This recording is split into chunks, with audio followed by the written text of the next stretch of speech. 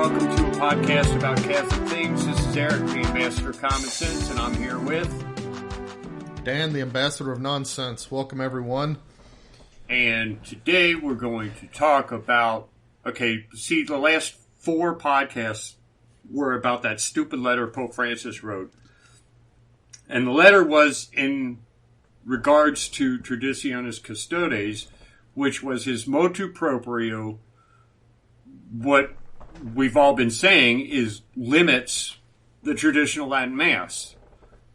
Danny says... Now, I have a surprising answer to the question, does it actually do that? I have not seen his argument. I mean, it's a short letter, so... Yeah, it's not long. I mean, we'll read most of the important body part of the letter in this podcast. Okay. So, But I mean, I guess what I looked at, to me, what this says is, hey, there's a number of these groups, and I don't want to just cut them off, but we're going to have some rules now. Number one, you can't have the Latin Mass at a parochial parish. Which, by the way, that just means a regular parish. Like a parish with a school, right? Parish church. Okay. No, has nothing to do with having a school. Oh, it doesn't. Parochial parish. What it actually says is parochial church, which just means regular, geographically defined parish church. Okay, because places like Old St. Mary's downtown in Cincinnati, it's not a regular That's parish. considered a mission church, not a parochial church. Exactly. Okay. Which, Same thing for Holy Rosary in Indianapolis. You know, we went to church on Sunday, and, I had trouble finding a parking place because, all these streets were cut off with yellow tape, and there were cops everywhere, and I didn't know what was going on. Wow. So I went to church. They were leaving by the time we got out, but when we got home, somebody found in the news where there had been a shooting down there. There were 8 people shot. Oh, wow. Right, 2 blocks down, maybe 1 block down. It is kind of a rough area of Cincinnati. Yeah, it's a really rough. The weird thing is, it's like the gentrification. Am I saying that word right? Yeah. Yeah. Stops a block and a half short of Old St. Mary's. Mm-hmm. When you get Old St. Mary's is like the beginning point of the rough neighborhood almost. Okay. Yeah. And it's it seems like it's getting worse. Because when we go to, at 7:30 in the morning, all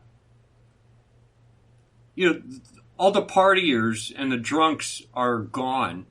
And generally you see a few homeless who are still trying to find a place to sleep.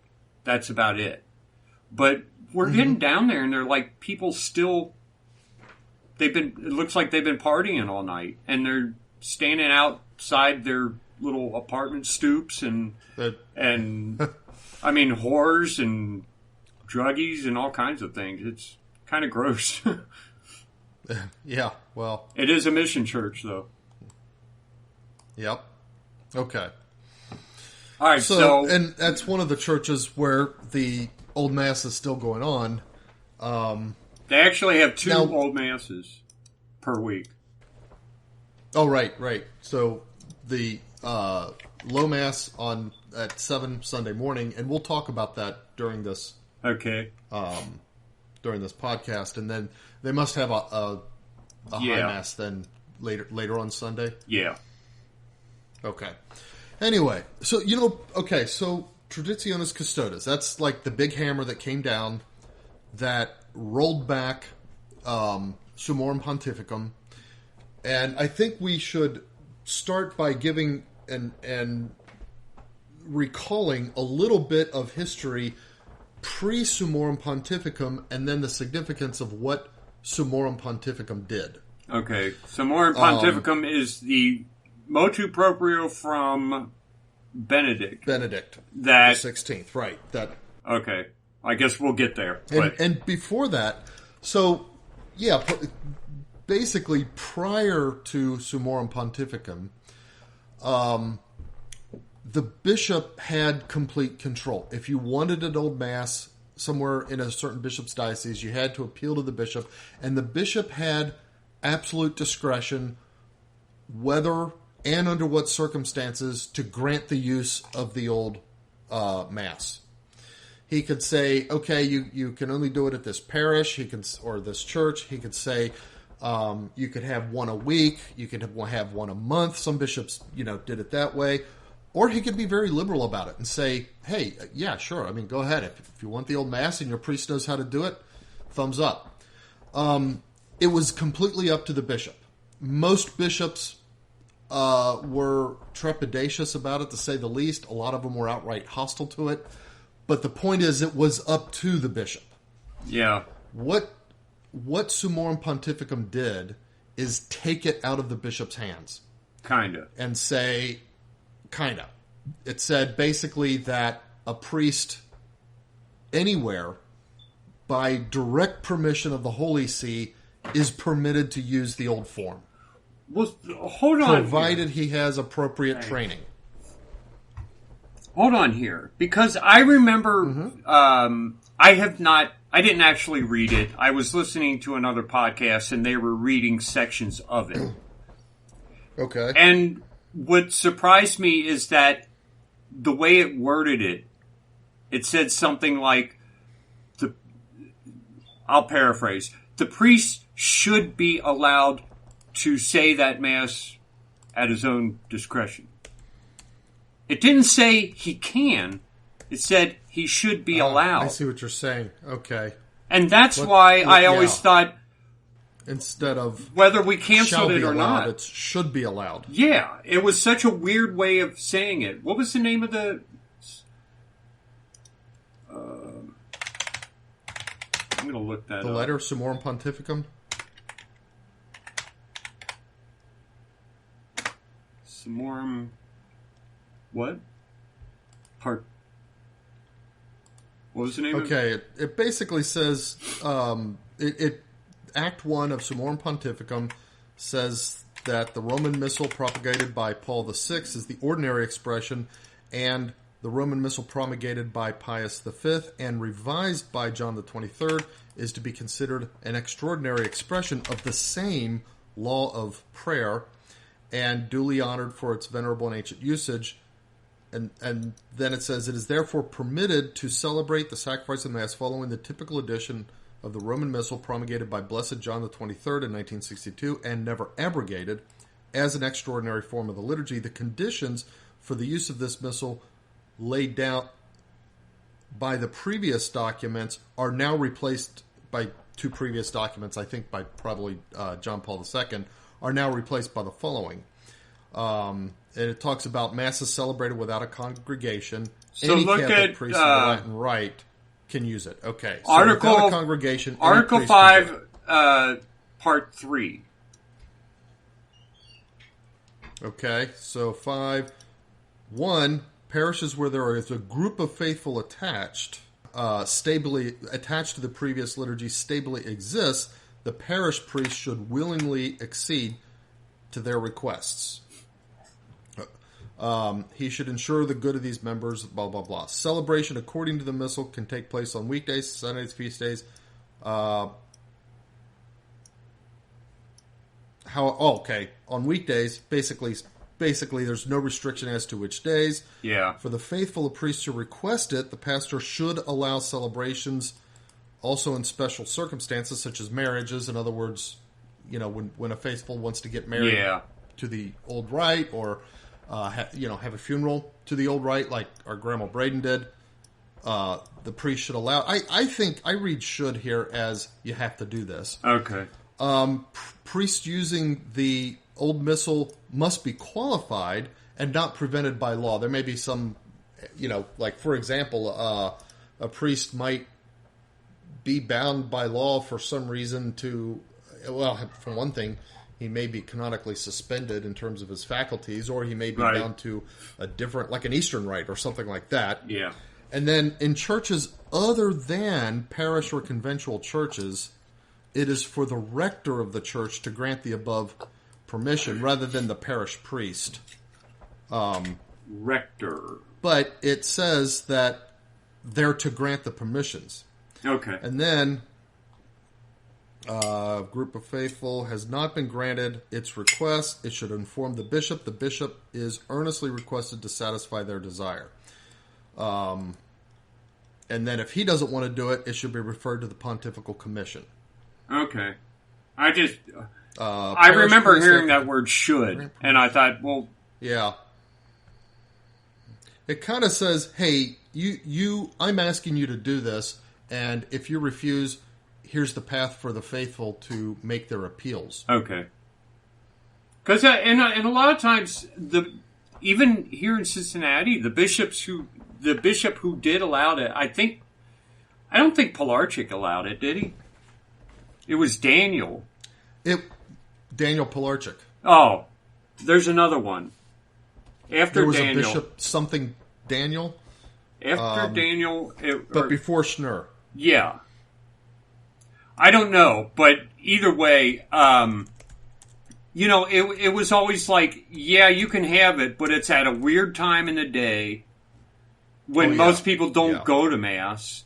We had to, he made it as inconvenient as possible for all of us.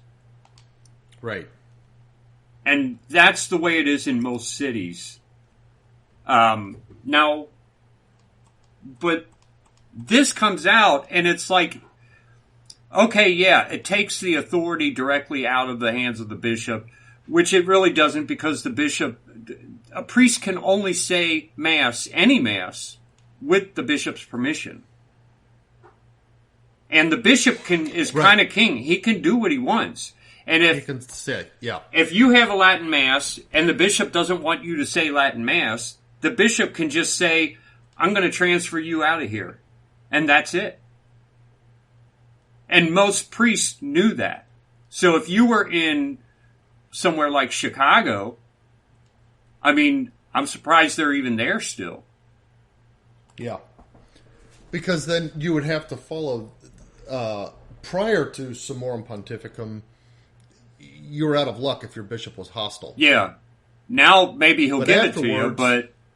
There was an appeals process, and the bishop who knew that you were going to follow that appeals process might just give in because he knows this is what the Pope wants. Or he might just make life really hard on you. Make you go through the process anyway. Yeah, exactly.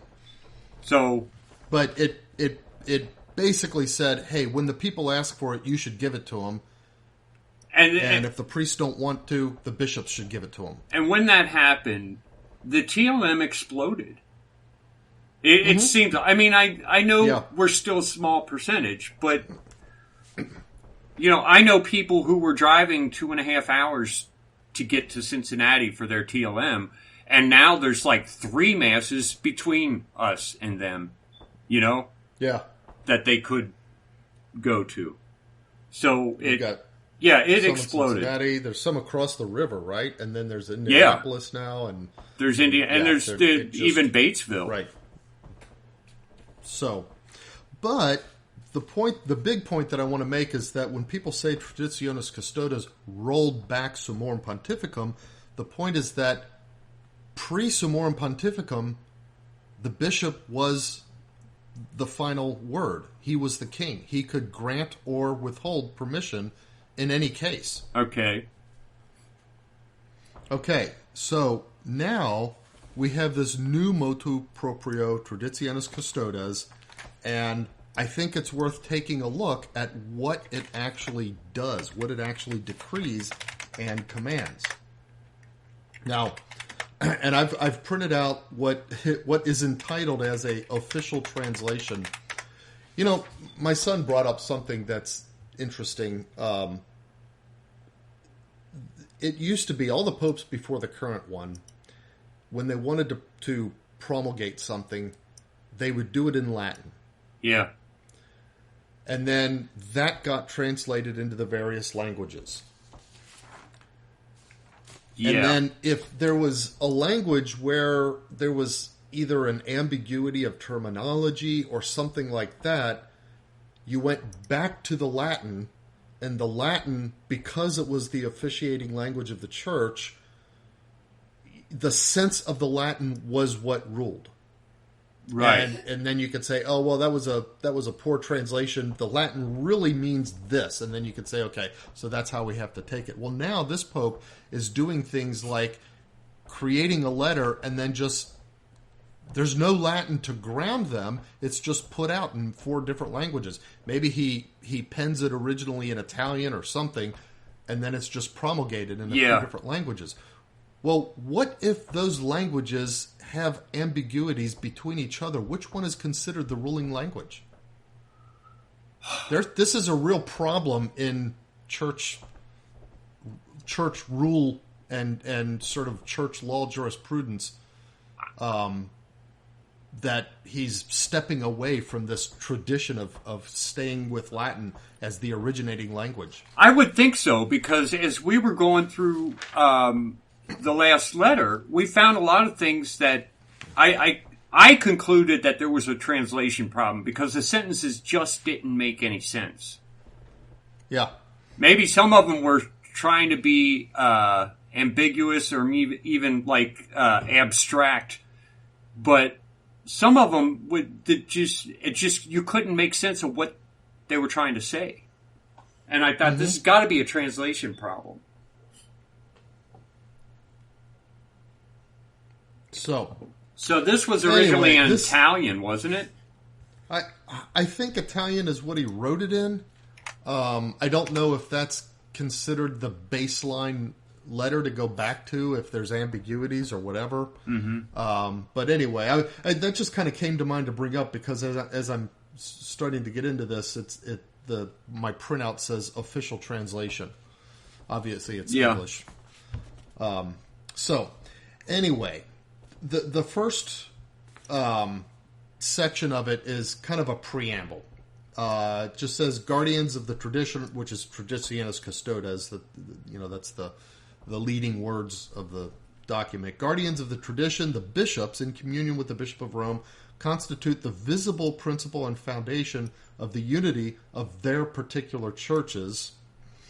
Under the guidance of the Holy Spirit, through the proclamation of the gospel, and by means of the celebration of the Eucharist, the bishops govern the particular churches entrusted to them. Okay, fine. This is all preamble. There are no rules or decrees in these few paragraphs. In order to promote the concord and unity of the church with paternal solicitude towards those who in any region adhere to liturgical forms antecedent to the reform willed by the Vatican Council II, my venerable predecessors, St. John Paul II and Benedict the 16th, granted and regulated the faculty to use the Roman Missal edited by John the 23rd in 1962. In this way, they intended to facilitate the ecclesial communion of those Catholics who feel attached to some earlier liturgical forms and not to others.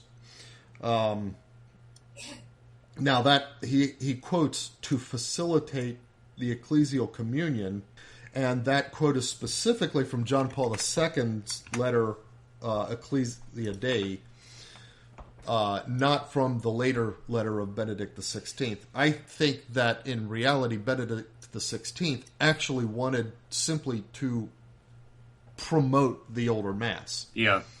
I think Benedict XVI intuited quite correctly that there was something off and wrong about the new Mass. Yeah. Okay.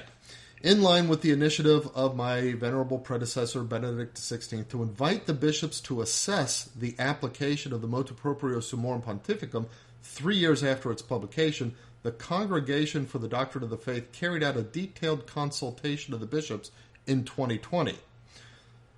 We remember that. A lot longer than 3 years. Yeah. The results have been carefully considered in the light of experience that has matured during these years. We don't even have to say anything. He does not reveal.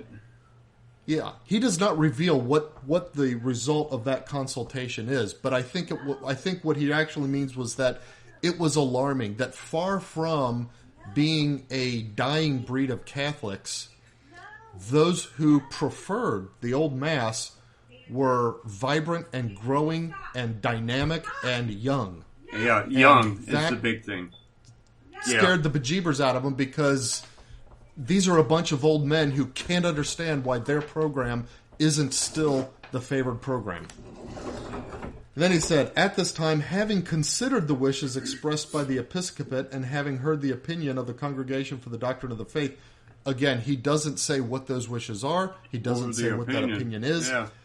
I now desire with this apostolic letter to press on evermore in the constant search for ecclesial communion. In other words, we need to bring the hammer down against these rabble-rousers who are sticking with the old way. Yeah. Therefore, I have considered it appropriate to establish the following. Okay, now we get into the meat of the letter. This is the point where we're going to start taking it apart bit by bit.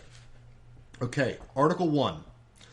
The liturgical books promulgated by St. Paul VI and St. John Paul II in conformity with the Decree of Vatican II are the unique expression of the lex orandi of the Roman Rite. Okay, let me dwell on this for a minute. This is a self-refuting article, because if he had just said the liturgical books promulgated by St. Paul VI and St. John Paul II are the unique expression of the lex orandi of the Roman Rite, that would have been the end of it. That would have stood on its own, and it would have been, okay, he's trying to get rid of Benedict XVI's establishment of the ordinary form and the extraordinary form of the same lex orandi, the two forms of the lex orandi. Okay, what is lex orandi? And the law of prayer of the church. So he's saying, in other words, the lex orandi is almost synonymous with the word liturgy, as we discussed it the other week. Okay. You know, when you consider it as the official public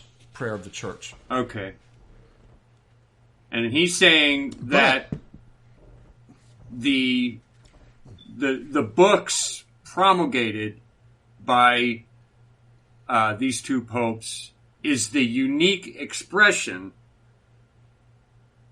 Now, see, the unique expression. He's trying poorly. He's doing this. He's doing this poorly. But what he's trying to do is unroll Benedict XVI, where he says the Roman Missal promulgated by Paul VI is the ordinary expression of the lex orandi, and that promulgated by Pius V is to be considered an extraordinary expression of the lex orandi. He's saying, no, we only have now, under my decree, one expression of the lex orandi, and it's the Paul VI Mass. Period. Okay. That's what he's trying to do, is unroll this ordinary versus extraordinary form of the lex orandi. Well, I would just point out here, I know you've got another point, but the unique expression could mean that it's unique, but it doesn't mean that it's the only one the way I think he wanted it to mean. I know, that's why I said it's a poorly worded construction. Yeah. He should have said singular expression. That would have helped. Or sole expression, or only expression. But here's the problem.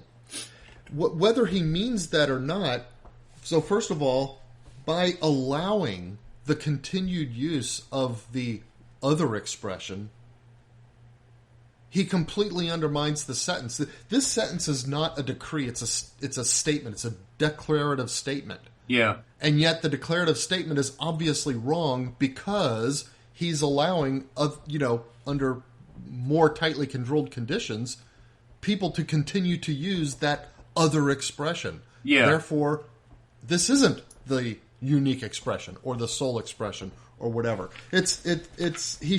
He's really undermining himself by even putting that paragraph there, because it's like, well, obviously this paragraph, this article means nothing. It's a declaration that is completely ineffectual for any purpose whatsoever, especially any kind of command purpose. Okay, but here's the other thing that makes this first paragraph, this first article, let's say on its face, impotent and meaningless. He says, the liturgical books promulgated by these two popes in conformity with the decrees of Vatican Council II. Well, guess what? Neither pope promulgated books that were in conformity with the decrees of Vatican Council II. We've read the beginning of Sacrosanctum Concilium from the first book of Vatican Council II, the one that actually talks about the reformation of the liturgy and the Mass. And we've already established a number of points on which the new Mass fails to be in conformity with that decree. Right. So there are no books promulgated by St. Paul VI and St. John Paul II that are in conformity with the decrees of the Second Vatican Council. Period. Right. Mic drop. These don't exist. And yet they're the unique expression of the Lex Orandi. And okay, moving on. Well, wait a minute, Yeah, though, go because ahead. we would point out that one thing that you talked about last week. I think it was last week, that if it was the unique expression, that means that all the other expressions are gone. Yeah, it means they don't exist. That means that, and yet they clearly do. that the old Mass isn't valid. Yeah, that's for what it would 2,000 be years for we've him to been say using a Mass that isn't valid. How could we have done that? Exactly, because unique is a unambiguous word. It's a univocal word. If this is the unique expression of the Lex Orandi, that means we didn't ever actually have any expression of the Lex Orandi before 1970. Yeah. So, yeah. So anyway, okay. That entire article is like wrong. It's a declarative article, not a decree, and it's wrong on so many levels that it's completely meaningless. Right. Okay. Article 2. It belongs to the diocesan bishop as moderator, promoter, and guardian of the whole liturgical life of the particular church entrusted to him to regulate the liturgical celebrations of the diocese.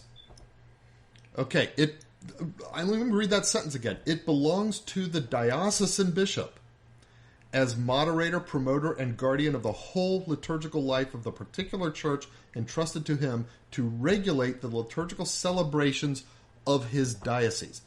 This is a decree. This does have the force of introducing new law, and he's now saying the bishop is the guy. Okay.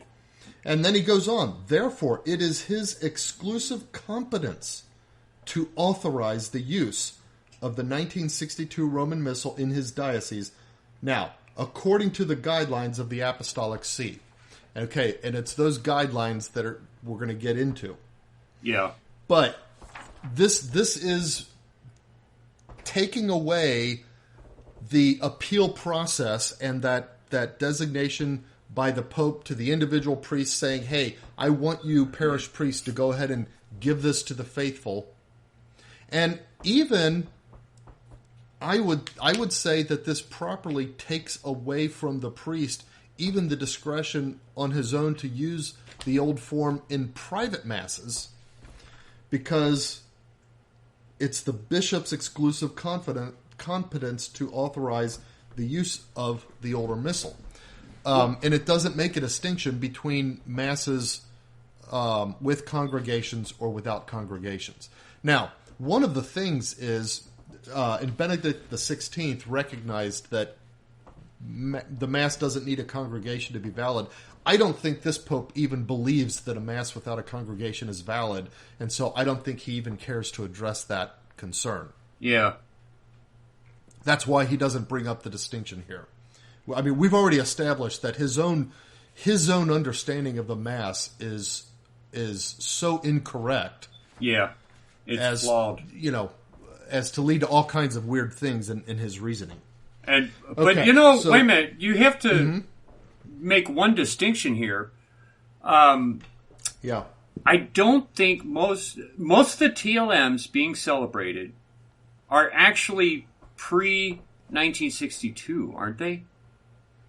Didn't the 1962 drop prayers at the foot of the altar and a cut. No. The prayer to Saint Michael. What the night? It might have dropped the prayer to Saint Michael, but that would be something after the Mass itself is over. So whether people stayed and even the priest stayed and did that would not be necessarily part of a liturgical, part of the liturgical rule. But what the 1962 Mass did do, I believe, under John the 23rd, was it permitted, didn't command, but it permitted the entire congregation to join the servers in their part, in speaking out loud their part of the prayers at the foot of the altar. Yeah, okay. So, all right. So, Article 3, and this is where we start getting down to it. The bishop of the diocese in which, until now, there exist one or more groups that celebrate according to the missal antecedent to the reform of 1970, and then there's a colon, and then it has 1, 2, 3, 4, 5, 6 paragraphs of things that such a bishop is to do. Let me stop on that for a minute and point out the way this is worded. The bishop of the diocese in which until now, and then it lists these things that such a bishop has to do. If a bishop, as of the promulgation of Traditionis Custodes, does not have in his diocese one or more groups that celebrate according to the missal, the old missal, antecedent to 1970, then that bishop is completely unbound by these paragraphs, these parts of Article 3. Even if such groups arise in his diocese later. Yeah, that's if we're going to go, okay. Yeah, if the way it's worded, you're right. This only applies to those bishops in whose diocese, in which until now there exists. Yeah, it doesn't say in which there exist until now. Yeah. That means, well, Cincinnati would be included in that, but... Cincinnati would. I guess... Probably Indianapolis, but there may be dioceses out there that didn't actually have a group, and that the bishop of that diocese, let's say a real conservative bishop came into that diocese later, he goes back and he looks at the history. Well, I didn't have any groups in my diocese up until the promulgation of Traditionis Custodes. He's got free reign. He doesn't have to follow any of these things in here. Yeah, he does, but I would wonder, how many dioceses are there in the U.S.? Let's find out. What do you mean, yeah, he does? He doesn't have to follow anything in Article 3. Okay, I mean, yeah, you're right, but how many dioceses are there in... hold on, let's find out. I'm typing it in now, in the U.S. I don't 32, care about parishes. I want to know about... territorial and 144... 32 archdioceses and 144 dioceses. Okay. There probably aren't very many dioceses that didn't have that. If there already. If there are any such dioceses, it's because the bishop in that diocese, until now, has been a real hard-nosed and super hostile to the ancient mass, and has done everything to suppress it. But my point is that in that diocese, if that bishop was later replaced by a conservative bishop, that conservative bishop, just the way this is worded, right, would be unaffected. Could by go ahead and do it. Yeah.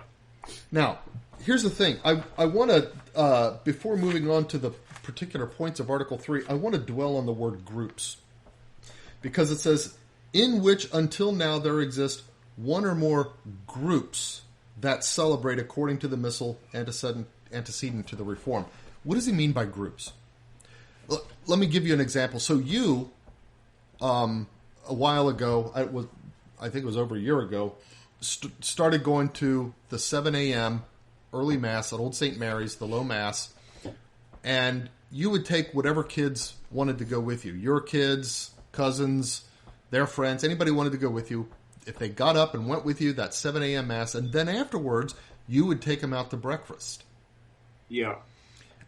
Now, that grew in popularity to the point where it was too expensive to keep taking them out to breakfast at a restaurant, and so now you do the thing where you go to the grocery store and you get, the makings of eggs and pancakes and hash browns and sausages and bacon and all that kind of stuff, and have a great big, really nice breakfast at your home. And some of the kids who are regulars, they know what to do. They help in the preparation of the meal and everything. Everybody's got their roles. It is really a wonderful thing to see all of that going on. Yeah. But that doesn't count as a group in terms of this letter. When it says one or more groups, that's not what this letter means by a group. I would think not.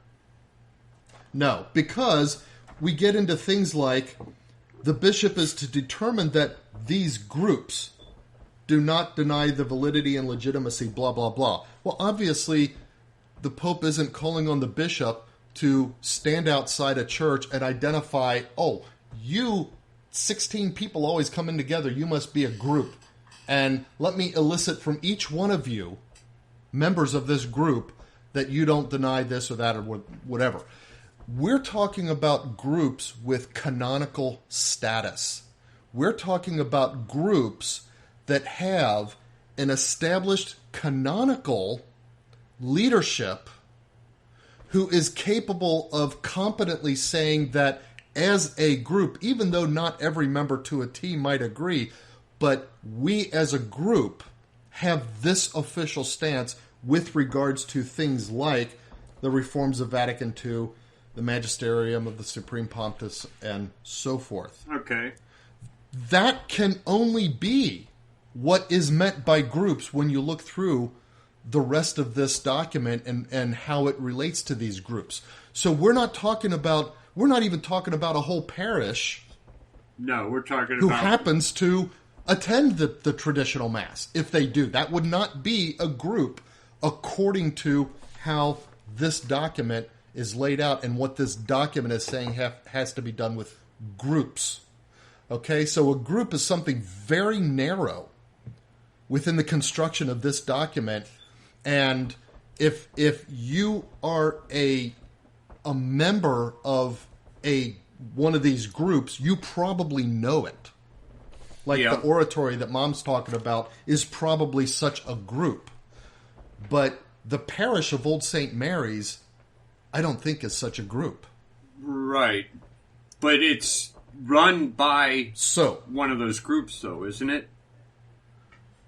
Could be, yeah. But that doesn't go to my point. Okay. My point, I just wanted to kind of talk a little bit about when we see the word groups here, we should be envisioning something very specific. We're talking about like very clearly defined canonically in the not church. Not SSPX, but the Ecclesia Dei and that kind of stuff. Yeah. Yeah. Okay. So the bishop of the diocese in which until now there exists one or more groups that celebrate according to the old Mass, the old Missal, here's what this bishop has to do. 1. Is to determine that these groups do not deny the validity of and the legitimacy of the liturgical reform dictated by the Council and the Magisterium of the Supreme Pontiffs. Okay, whatever. So you got to get the leader of that group to say, yes, I don't deny the validity and legitimacy of the liturgical reform that was dictated by the Second Vatican Council. Which we pointed out was not what happened. Yeah, I was just thinking, it's like, okay, if you called on me personally, I would say, yeah, I don't deny the validity and legitimacy of that, but I also don't agree that the liturgical forms that happened were the ones dictated by Vatican Council II. So right. I don't know where that leaves somebody like us. Yeah. But it really doesn't have anything to do with where I'm going with this whole argument. Okay. Okay. Number 2. The bishop is to designate one or more locations where the faithful adherents of these groups may gather for the Eucharistic celebration, however, not in parochial churches and without the erection of new personal parishes. Now notice, he didn't say is to designate one or more locations where the Old Mass may be said. He said is to designate one or more locations where the faithful adherents of these groups, and we just spent time discussing what is meant by the word group in the context of this motu proprio. Okay. It doesn't mean just a collection of people that like the Old Mass. That is not a group in the context of this motu proprio.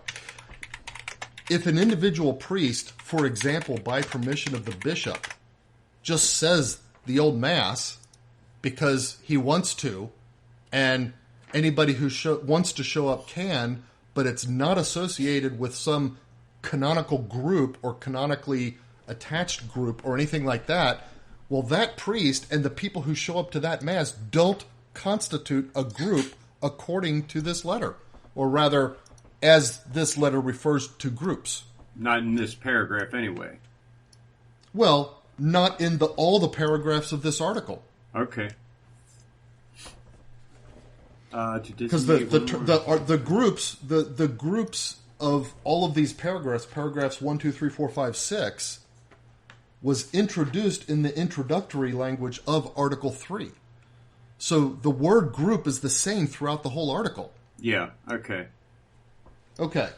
So he doesn't say the bishop is to designate locations where the Old Mass may be said. He said the bishop is to designate locations where the faithful adherents of these groups, these special bodies, may gather for Eucharistic celebration. Okay. All right. Okay, fine. So if you're one of these like canonically associated or recognized groups, you know, you have some kind of grant of ecclesial,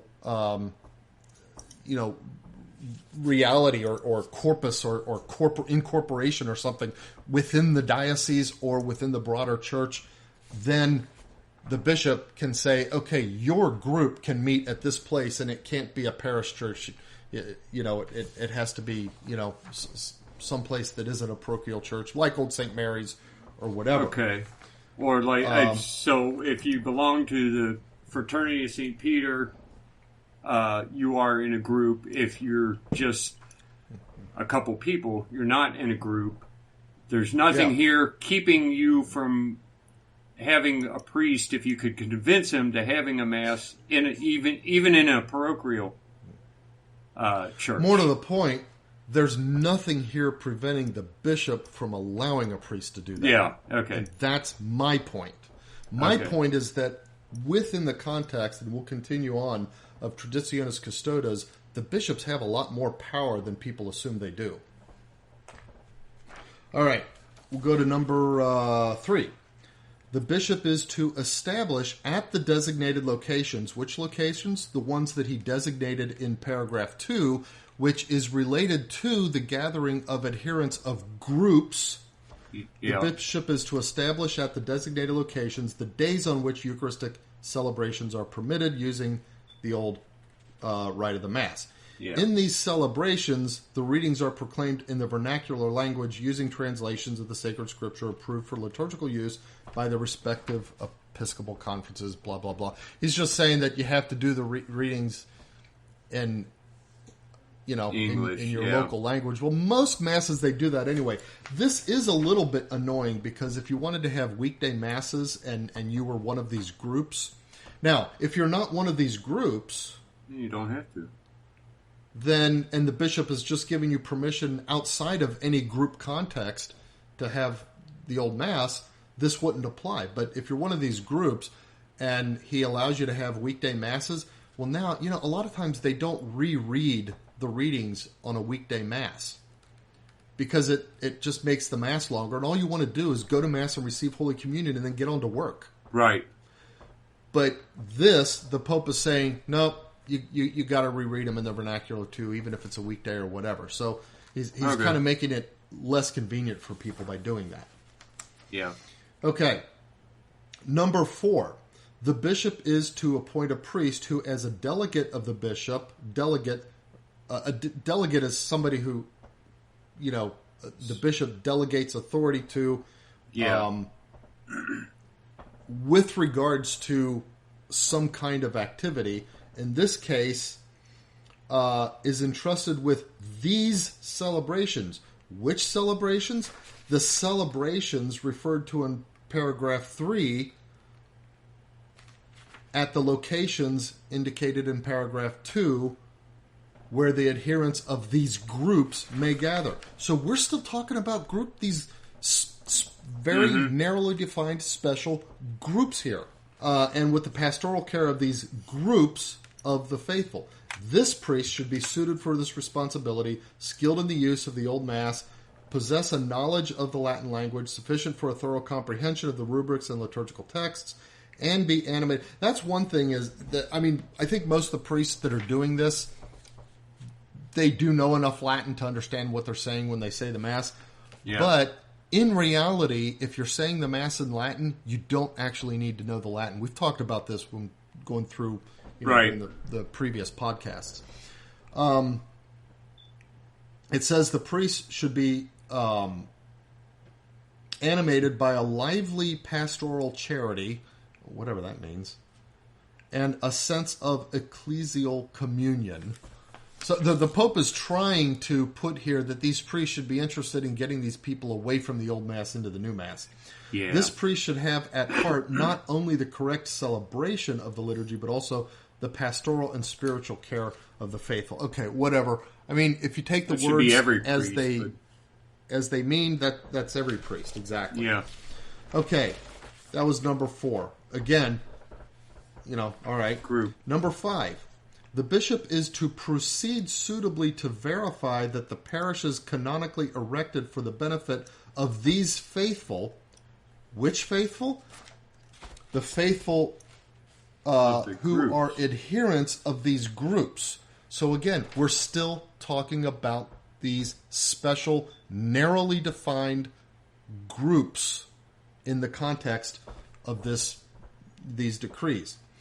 The parishes canonically erected for the benefit of these faithful are effective for their spiritual growth and determine whether or not to retain them. Okay, whatever. Again, has nothing to do with the celebration of the Mass. And then number 6, to take care not to authorize the establishment of new groups. Okay. We just went through the entirety of Article 3. We did not find, at least I do not see, if you saw it, you can bring it up, a single line that said that the bishop is not allowed to authorize the use of the Old Mass outside of the context of these groups. Other than to keep new groups from forming.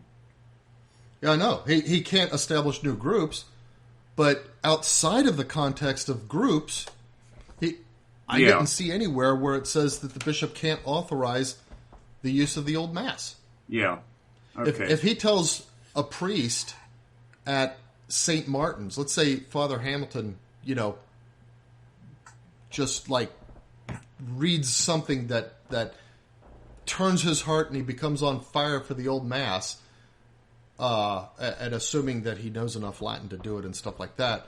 Yeah. And he goes to Bishop Schnurr and says, hey, I want to start doing the Old Mass once a week at St. Martin's.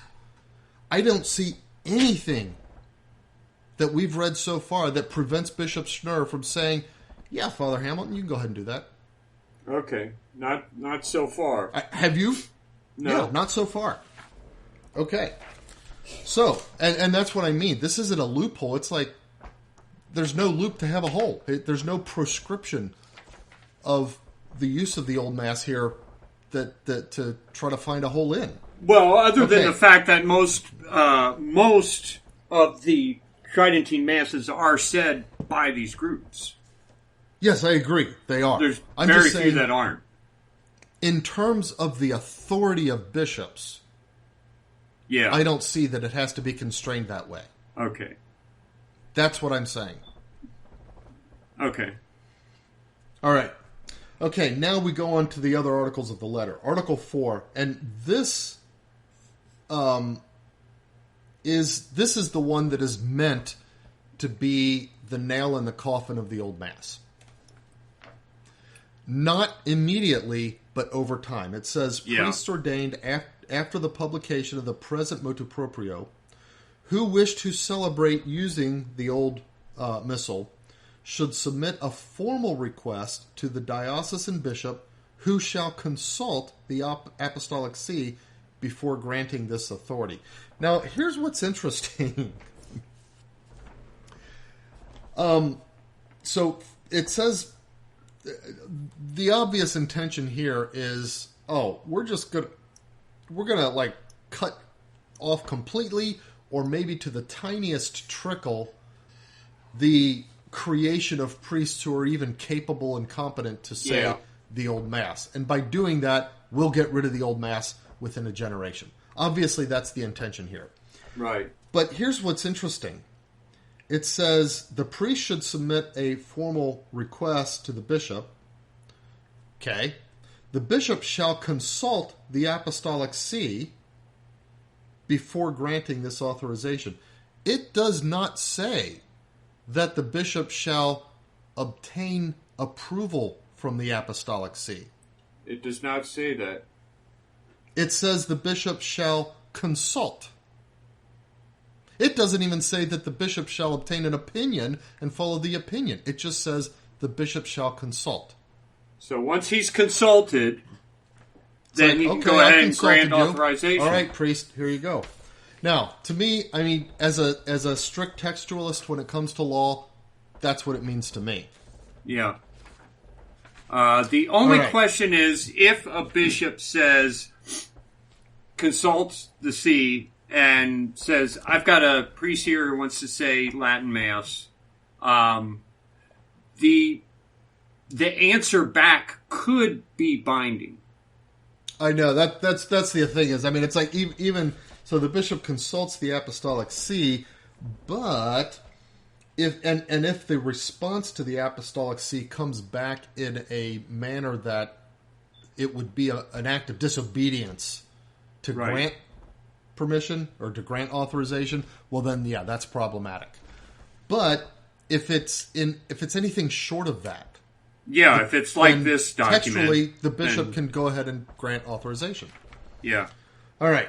And then number 5, priests who already celebrate according to the old missal should request from the diocesan bishop the authorization to continue to enjoy this faculty. So that's just saying, okay, all the priests who have been doing it so far, they should re-up with their bishop. All right, whatever. But again, this is only should. Yeah, it does say should. It doesn't say just must. Like I did in Summorum Pontificum, I read should as you got to do this. Okay, I know that but that's you think thing. that, but if Summorum Pontificum, if we read Summorum Pontificum that way, that the priest should acquiesce to the requests of his parishioners, and if we say, that doesn't mean he must, well then we should read this should in the same light. Yeah, if you tell a child you shouldn't watch TV all night, do you think that is laying down a law? Are you good? I mean, is he going to take that as, mom said I can't watch TV all night, or dad said I can't watch TV all night? No way. No, he just doesn't want me to. That's exactly true. That's an important word, I think. So, okay. Okay, and then number 6, institutes of consecrated life and societies of apostolic life erected by blah, blah, blah, fall under the competence of the congregation. So this is just saying that, okay, now certain kinds of groups within the church fall under one of the dicasteries of the Holy See. Article 7, the Congregation for Divine Worship and the Discipline of the Sacraments and Congregation for Institutes of Consecrated Life and Societies of Apostolic Life, for matters of their particular confidence, exercise the authority of the Holy See. That means when one of these congregations issues some rule or whatever, that should be taken as being the same as the Pope issuing it. Yeah. That's all that means. Previous norms, instructions, permissions, and customs that do not conform to the provisions of this are abrogated. Okay, so that's the abrogation of Summorum Pontificum. Yeah. It doesn't actually say that the missal promulgated, and even the way he put this, doesn't abrogate the missal promulgated by John the 23rd in 1962. Because that missal conforms to these instructions, which include provisions for the use of that missal by certain groups, by existing groups, and it doesn't constrain the use of that missal outside of those groups. That is true. And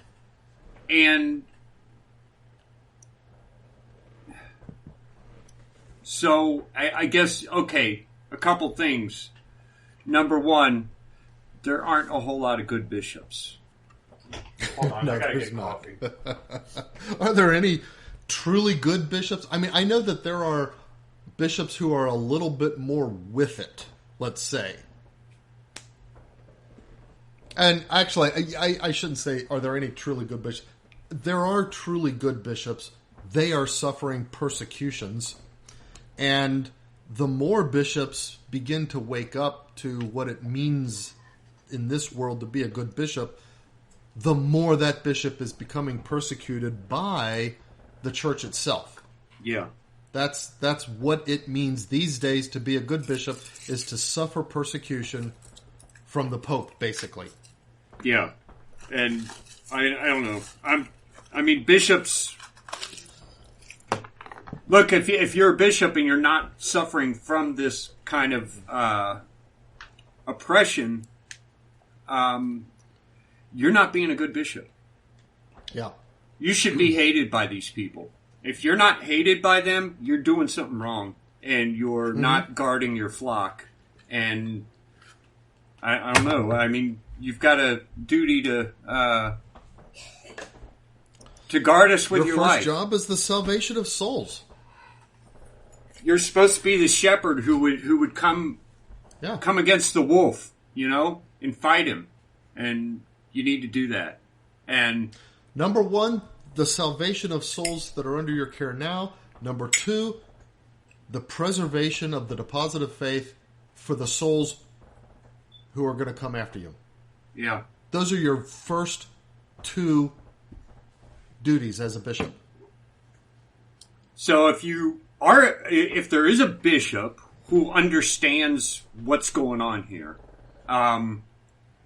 he probably would quietly, if he were to do it at all. Yeah. Talk to priests, and there's a fraternity of St. Peter's, and he goes to the priest and says, "Look, I can't let you as a group have mass that break any of these rules here, but Father so and so, who normally does your mass, he could join this parish, and I could just let him have mass there whenever he wanted." Yeah.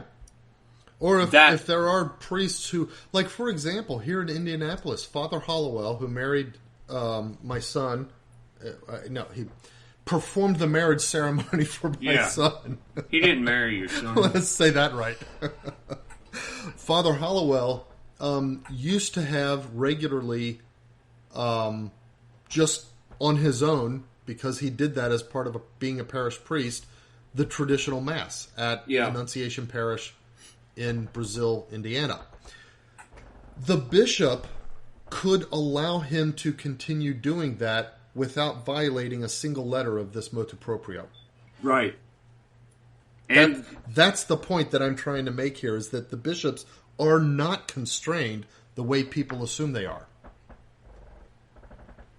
Yeah, so the bishops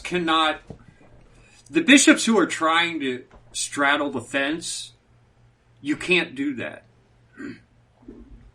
Yeah, you have orders from Rome that you have to follow, and you have to be obedient. But you can still allow the Mass and not break those rules. You can't blame it on the Pope. Put it that way. What's interesting to me is that there are people out there who have the opinion, and I don't mean this, in an opinion versus fact, but who are of a mind whose belief is that it would be impossible, because of the guidance of the Holy Spirit, for a pope to actually abrogate the old Mass and to actually do away with its use. Yeah, I don't theologically. I don't know. I don't myself. I'm not sold on that, but it is interesting that the Pope clearly intended to do that.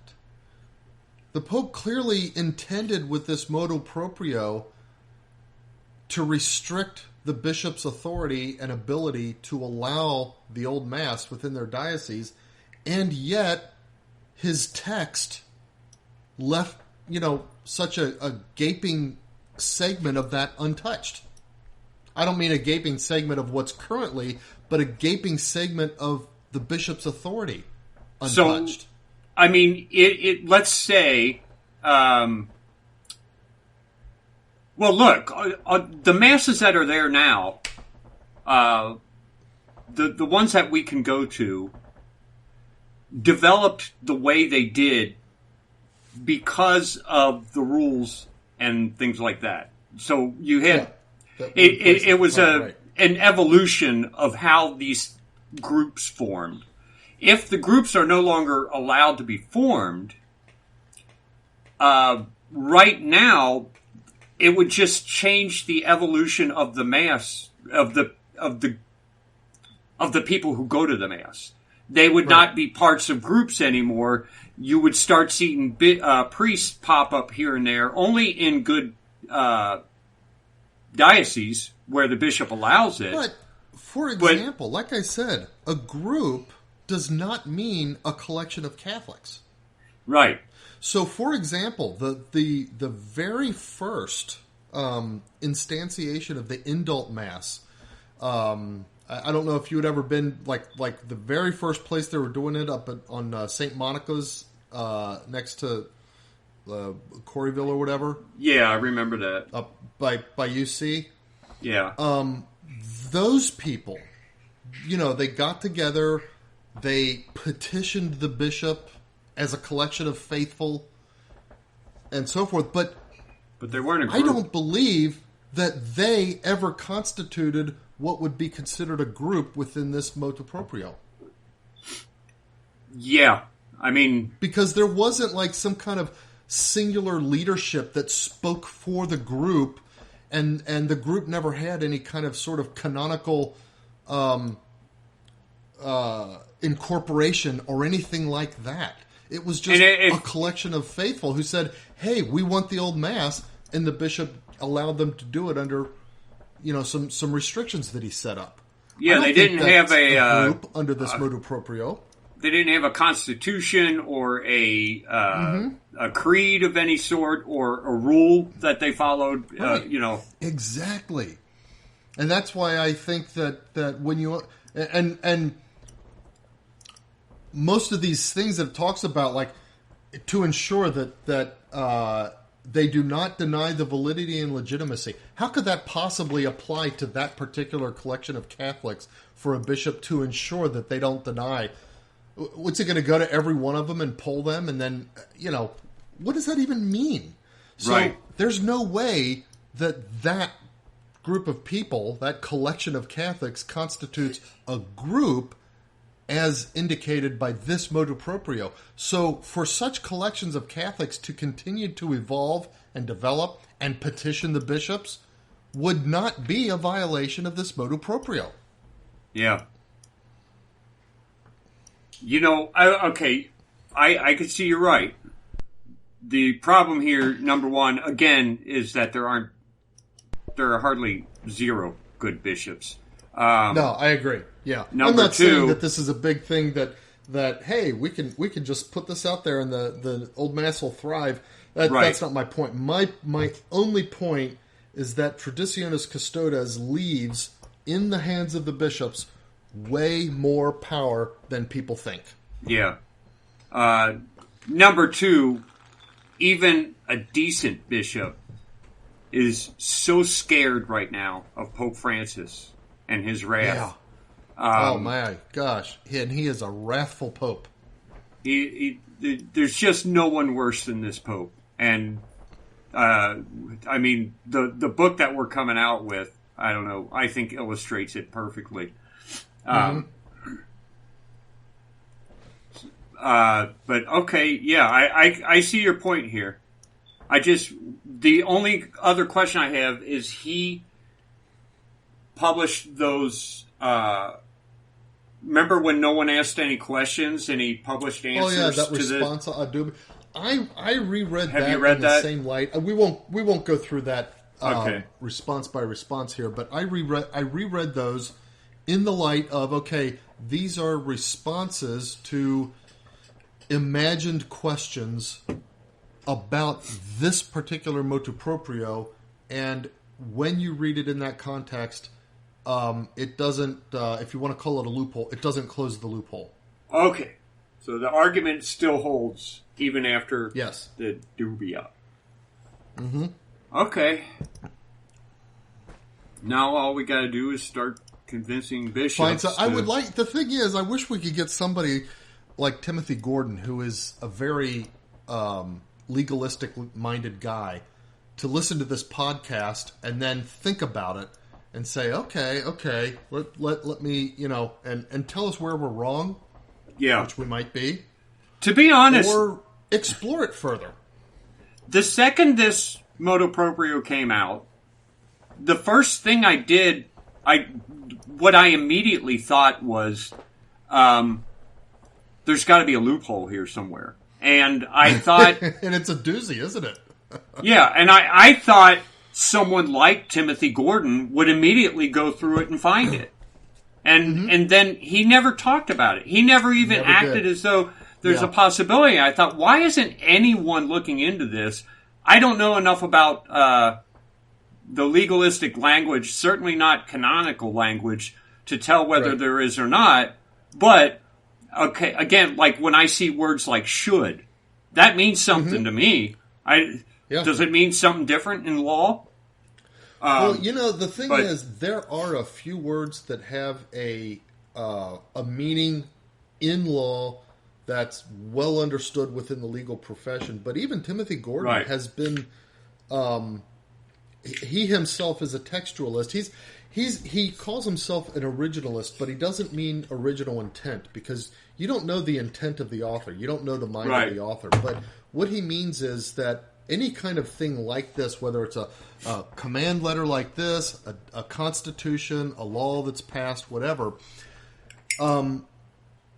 the law is what the text says it is, period. But it's what the text says it is within the vocabulary of the people at the time that it was written would have been using to receive it. Right. And so as vocabulary changes, that doesn't change the law. You have to go back to the original popular vocabulary among those for whom it was originally written, and as they would have received it and as they would have understood it. So that always made sense to me. And I think I'm being faithful to that here. Here's the thing. He recently did a podcast where he answered some things about Vatican II, where Vatican II documents talked about other religions.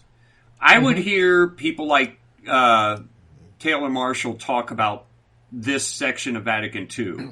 And I wanted to throw something through the radio because of the way he talked about it. I was like, that's not what it says. You have to read what it says, not what it implies.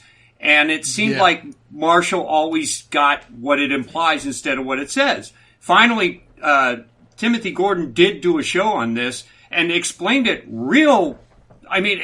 it's exactly what I've been thinking for a long time now and wishing somebody would just say. we've said it on our podcast, but that was nobody listens to our podcast. So,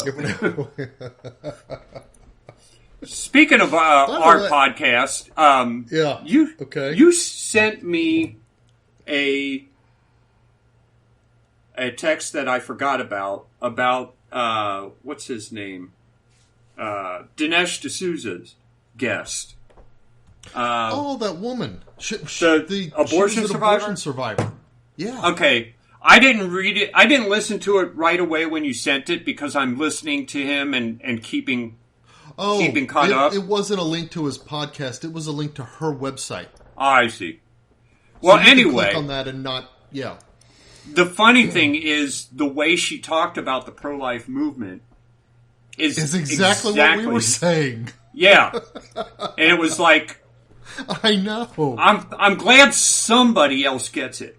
You know, like I said, we get these things and we point it out all the time, and very rarely does anyone else get it.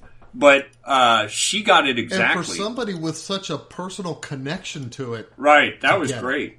Yeah, yeah, that was awesome. Okay. That's all I've got on that. Okay. I guess we'll get into news. The thing is, it's a really light news week. Well, you know what? There's one news story that I'm assuming you're going to bring up that we can camp out on for a little while. Okay. What about Trump? Yeah. Okay. Yeah, so let's get into that. They raided Trump's home. The FBI. Was it the FBI or the DOJ? It was the FBI. Yeah, FBI raided his home to look for documents that who was it? The archive, whatever. The National Archives said that they thought he maybe shouldn't have taken or something like that. Yeah, they're now in control of the FBI, I guess. I was listening to, again on Dinesh, but I was listening to Trump's attorney talking about this, and she's like, right. They'll like talk about like presidential records, and she's like, every president before Trump has been allowed to decide for himself what presidential records are. Yeah. What is a presidential record. And the president has, on his own, without the need to consult or get approval from anybody, as the commander-in-chief, the ability, for example, to declassify anything he wants. Yeah. Or anything he thinks, should be declassified. There's no excuse for this kind of raid on Trump's residence.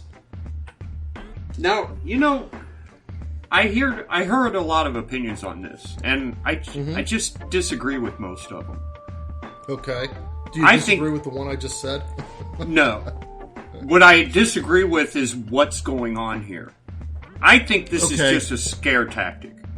I think that's all it is. To whom, for what? To Trump and to anyone else who wants to go against the party. Okay. And the party being the Democrats in power elites. Right now. Yeah. Those who are in power. Okay, let me ask you this. Do you think that there's any aspect of this being a fishing expedition to try to collect documents that may reveal something that they can try to criticize, indict, or whatever Trump on? I think that's always there, but I don't think they thought they would find anything. Mm-hmm. Okay. Right. I mean, they could have done it differently if they were trying to actually find information. This was at best they get in there and then they have something and they say, look what we found. They didn't need all these people for that. And what's more, they could have shown up with one guy, like two guys. Yeah. And they might end up doing that, but this is all about trying to intimidate Trump. Create intimidation. And which, I mean, anyone really, anybody who knows Trump knows that he's not going to be intimidated by this. But okay, I agree with you. But in the course of the past week, I had an insight. So, and you may disagree with this, or you may think I'm completely on key with this. But here's the thing. I used to think that there's like 3 different levels here, and I used to be only aware of 2 of them. On the one hand, there's this whole aspect of the deep state, the swamp. Trump got in, and he started talking about draining the swamp. Now, he kind of started taking a slow approach. I don't think it's because he necessarily wanted to be slow. I don't think it's because he thought he had time. I think it's because he found... It's like when you walk into some... you ever watch even a part of one of those episodes of a show called Hoarders, where they kind of feature these people that can't throw literally anything away? Okay. If you were going to go in and, like, clean up one of their houses, where would you start? You would take a week just figuring out a strategy how to even go about starting to clean up something like that. I think that there's an aspect to that in the federal government that Trump, he's like, yeah, he had the intention, but it's like, holy cow, where do I start? How do I even get a handle on this? How do I decide what has to go first? How do I figure out the right process for making it real and making it happen? How do I give the government back to the American people?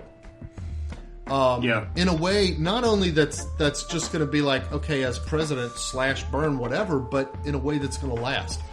I think that is the source of his slowness in so-called draining the swamp. But nonetheless, he was, I think, starting to take real steps in that direction. And that meant that a lot of people were going to be losing power that they had within the United States, power to accomplish things, to do things. And this power, we know that it exists in this like administrative deep state. We have bureaucracies that are executive agencies like OSHA or the whole Department of Justice. We have FBI, roughly whatever 2.6 million bureaucrats, employees. Yeah. And that does not include like freelance and right. contractors and stuff like that. EPA, whatever. But the thing is, forget about the regular employees. The people who are at the top echelons of these organizations, the department directors and that kind of stuff, they wield real power. Why? Because they get to make regulations that have the force of law, either in terms of spending money or in terms, with agencies like OSHA and EPA, in terms of controlling people's lives. Yeah, well, think about it. And the FDA, it doesn't have to be voted on by Congress. The FDA have destroyed the small farmer. Yeah. There is no small farmer. And it's not because of corporations. It's because of the FDA. No, it's because of the FDA. What was that? I farted. You're going to have to cut that out. I'm sorry. All right. Or not. I don't know. Okay. Wow. Sorry. I heard it through my... Okay. Wow. Anyway. So, point is that these heads of the... like directors of these various departments within these bureaucracies and so forth, it's not just them. They don't become these directors on their own. Maybe some do. But a lot of them become directors because they rub elbows with these congressmen, or they are the cousins of this senator, or something like that. In other words, there's a kind of nepotism that exists. Not in the like medieval way that nepotism was a complete corruption, but there is a kind of nepotism of association that exists between the elected officials of government and the people who occupy these various directors' offices and that kind of stuff within the bureaucracies, within the administrative deep state. So if Trump is going to drain the swamp, this nepotism of association gives the elected officials more power than just that of passing laws. It's like, okay, we can pass laws, but I can also talk to my cousin who is the director of such and such within OSHA and get him to decide or to pull together a body of their regulation writers to regulate that a certain thing is going to go a certain way. Yeah. And I can bring pressure that way. So on one level, what Trump represents, especially not just as a individual person, but the kind of politician he is, the kind who wants to give the American government back to the American people, drain the swamp, create transparency, and so forth. He represents a sort of existential threat to their power. On that level, it's like, okay, we have to oppose Trump. But that doesn't explain the kind of frenzy that you see in things like this raid on Trump's residence, like the whole persecution of the January 6ers, like what has become clear of these FBI provoking various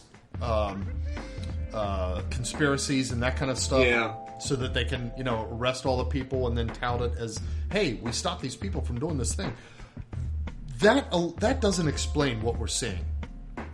Okay, so I had my second level theory, which is this.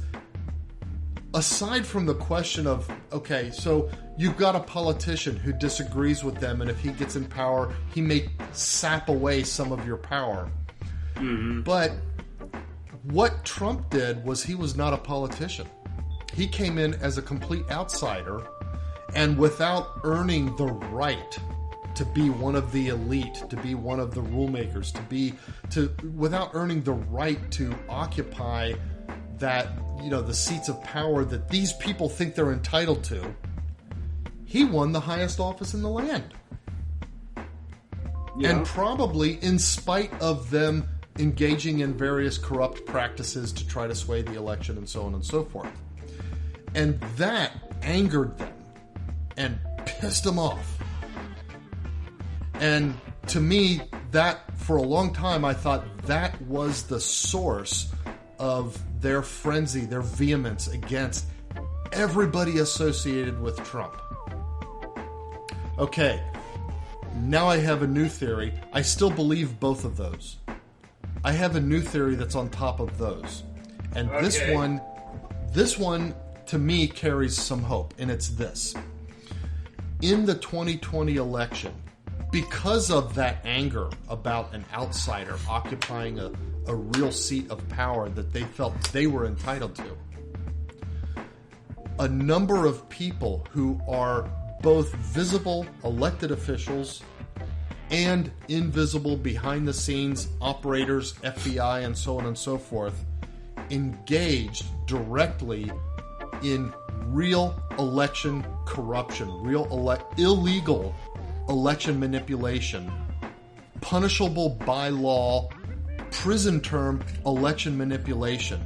And now that Trump doesn't look like he's backing down, instead it looks like he's all geared up to run in 2024, the guy who they brought the big guns out and violated a bunch of election laws and a bunch of constitutional laws and so forth in order to defeat, if he gets back into office in 2024, the FBI serves, at least the top echelons, the director and various directors under him, serve at his pleasure. He can fire them and replace them, and with a few chosen good friends in Congress, he could launch a real investigation of the 2020 election. I think these people, and this is what explains this frenzy of the January 6th persecution, the raid on Trump's house, and the attempt to go after all of his lawyers that supported his attempts, to claim election mishandling and so on and so forth. I think these people are afraid for their necks. I think they realize that if he gets into office, he could bring about a real investigation that will result in them going to prison. And I think that's why this stuff is going on.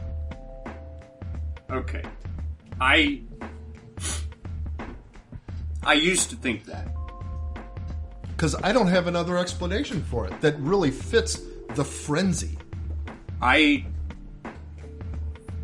Look, I think these people are so comfortable. To me, okay, if that was the case, well, then they would have done it differently. But this is all about show. They would have rated that place differently. This was, to me, this is... No, I think that's why they're rating it that way, because they think the only way to intimidate him is to intimidate. I think they are frantic to take every little thing that they can and turn it into a big intimidation tactic or a prosecution tactic or an indictment tactic.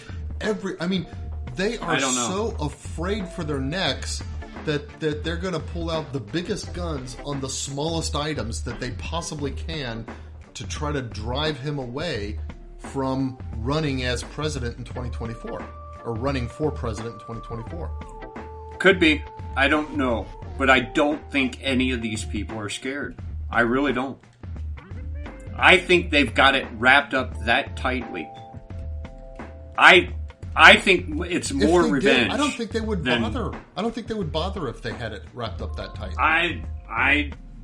These people, think Pope Francis.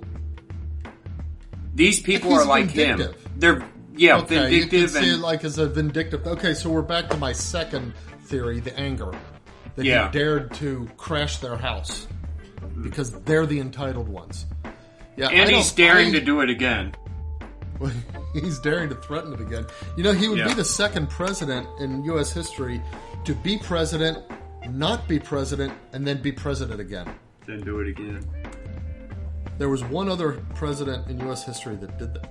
I forget who it was. So how is the law? Can he still only run for one term if he won? Yes, he can still only serve.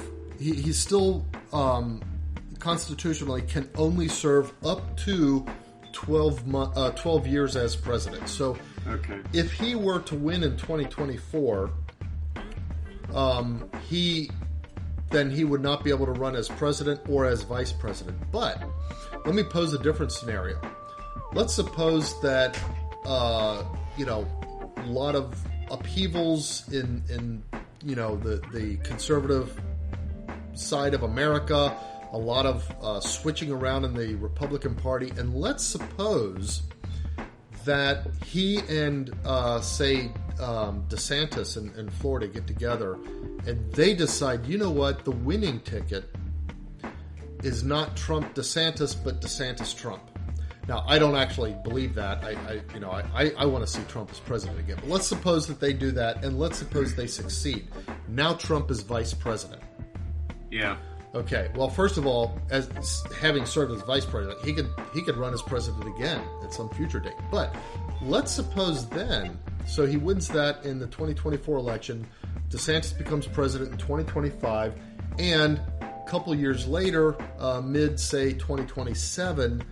DeSantis is assassinated or dies of a disease or some kind of accident or whatever, and Trump becomes president. Okay, now he serves as president for only 2 years. So he's got his 4 years that he was elected, his 2 years that he replaced DeSantis, then he would still be able to run for another term. Yeah, okay. So that's how it works. You can't have more than 12 years as president. Okay. No, I'm sorry. You can't have more than 10 years I would think as 8. president. 10 years? You can't have more than 10 years as president.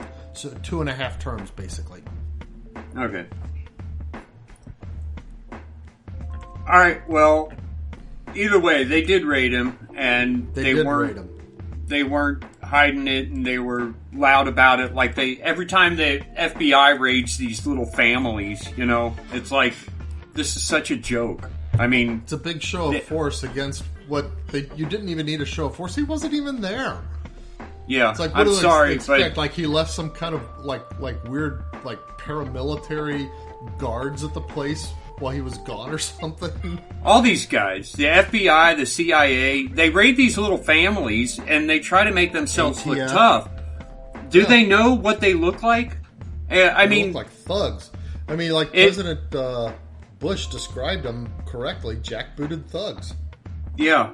I mean, but think of what they did in Waco or in Ruby Ridge. I mean, yeah. It's like it took a whole army of them to bring down a family.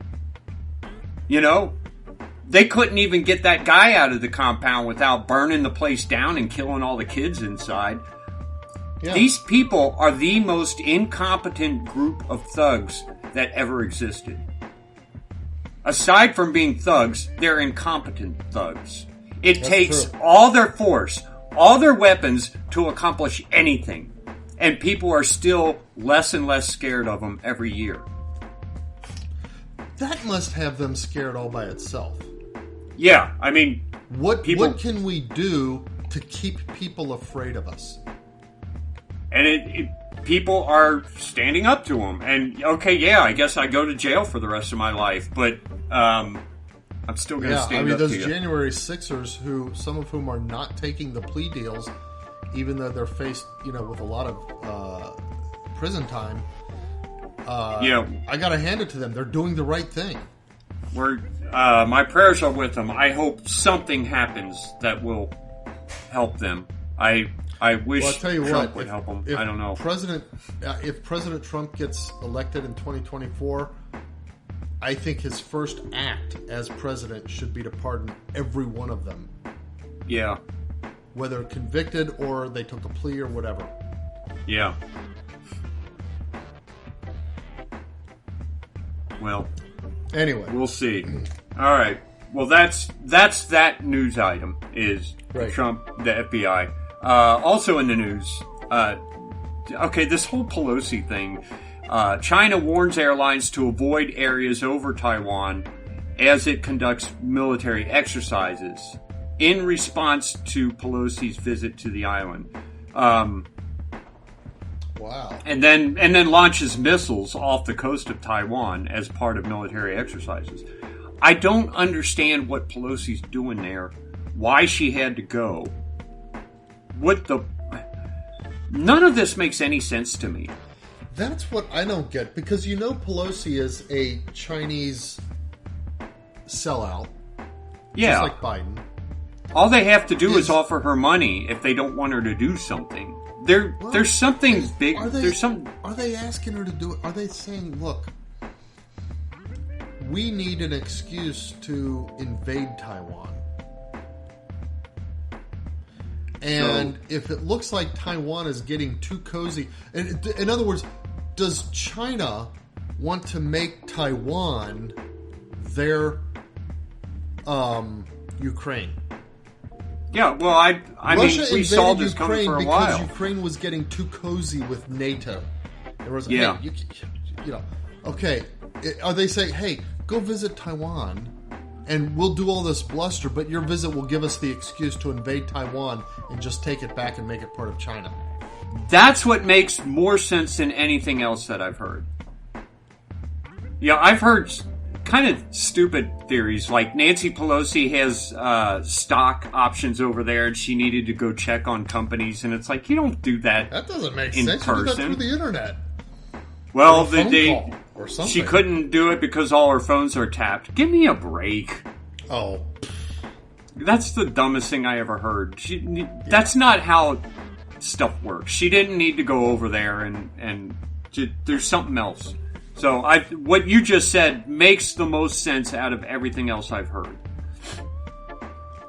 The American basketball player Brittney Griner is sentenced to 9 years in prison by a Russian court after being found guilty of bringing the THC vape things into Russia. I get everybody's making a big deal of this, that she's some kind of hero or something. She brought drugs to a country that she knew she wasn't allowed to bring drugs to. What? Yeah, I mean, why is that? Yeah, freedom fighter? So what? I don't think so. I don't think so. She's just a druggie. Amnesty International. Okay. I'm going to interrupt you. Go back to what I said before. Grover Cleveland was the one who had two separate terms separated by an intermediate administration in the White House. He was the 22nd and the 24th president. Yeah. Okay.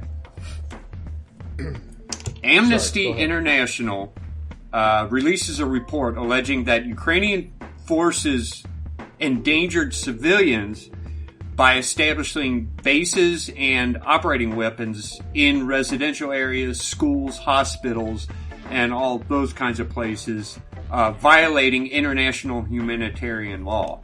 Now, I was pointing that out from the beginning because they would say, oh, Russia invaded a hospital. And it's like, I don't think they invaded a hospital. They must probably have invaded a military thing. Yeah, and that's exactly what was going on. And Ukraine was not supposed to be setting up bases in residential areas, and they did.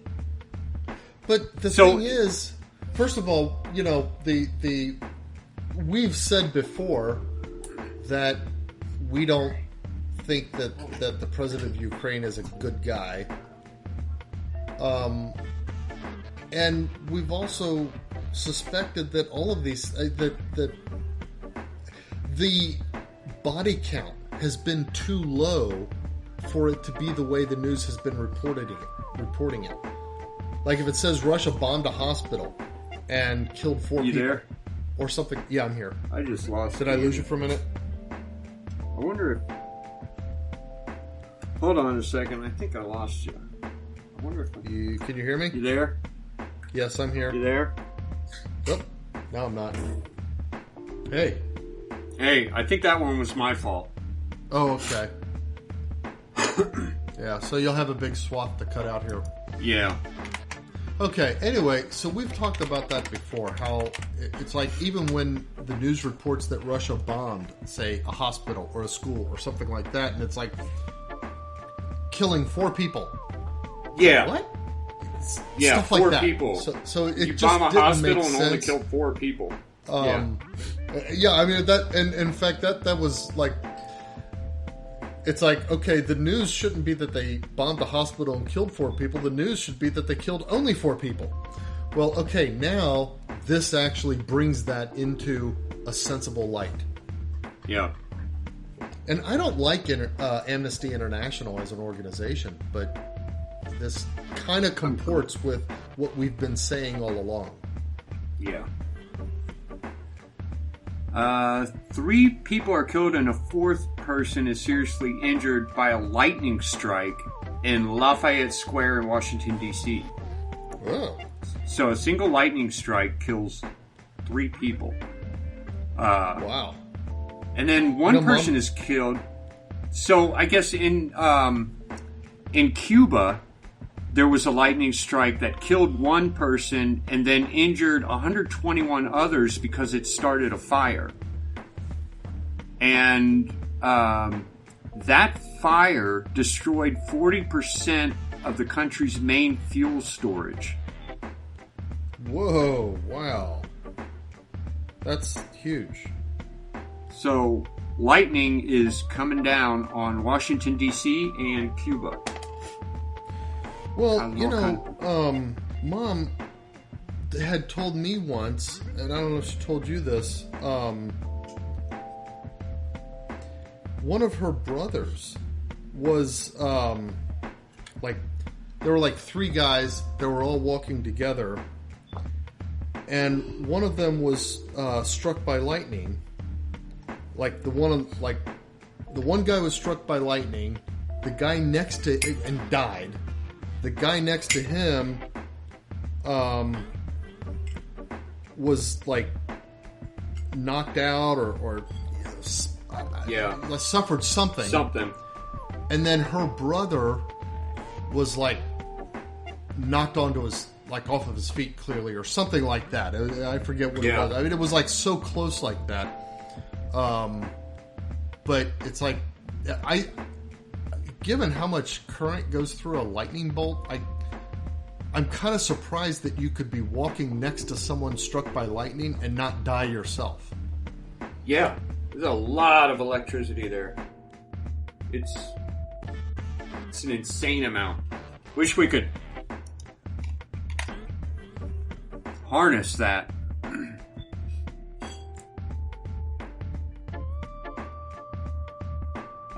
So in Mexico, the cartel guns down. They burned down dozens of stores and blocked streets with burning cars in a couple different states in response to the arrests of some of their high figures by the federal police. So there's like open war going on in some of the cities in Mexico between the cartels and the federal police.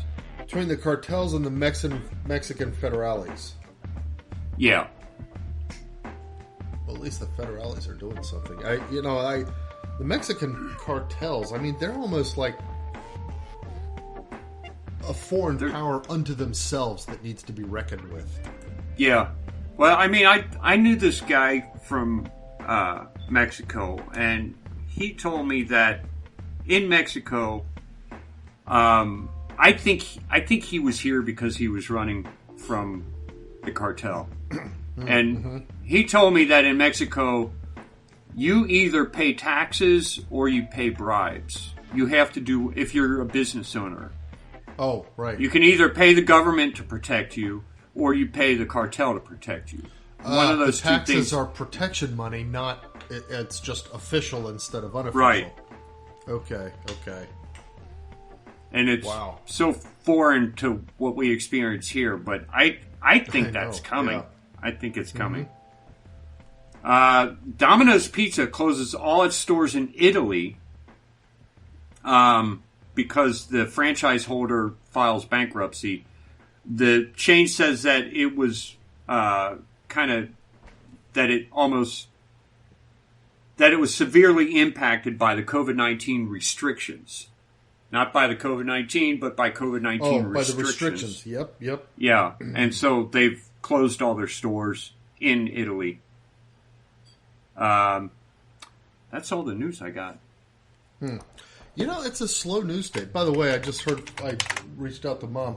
Uncle John is the one. And Uncle John is passed away, but he ran under a tree to get 2 boys to go under the concrete bleachers, and lightning struck. Okay, so he was trying to get under some bleachers with a couple of boys, and as they were passing under a tree, lightning struck the tree, killed one of them, and knocked Uncle John and the other one out. So it didn't even strike the boy; it struck the tree. Yeah, and killed one. That's insane.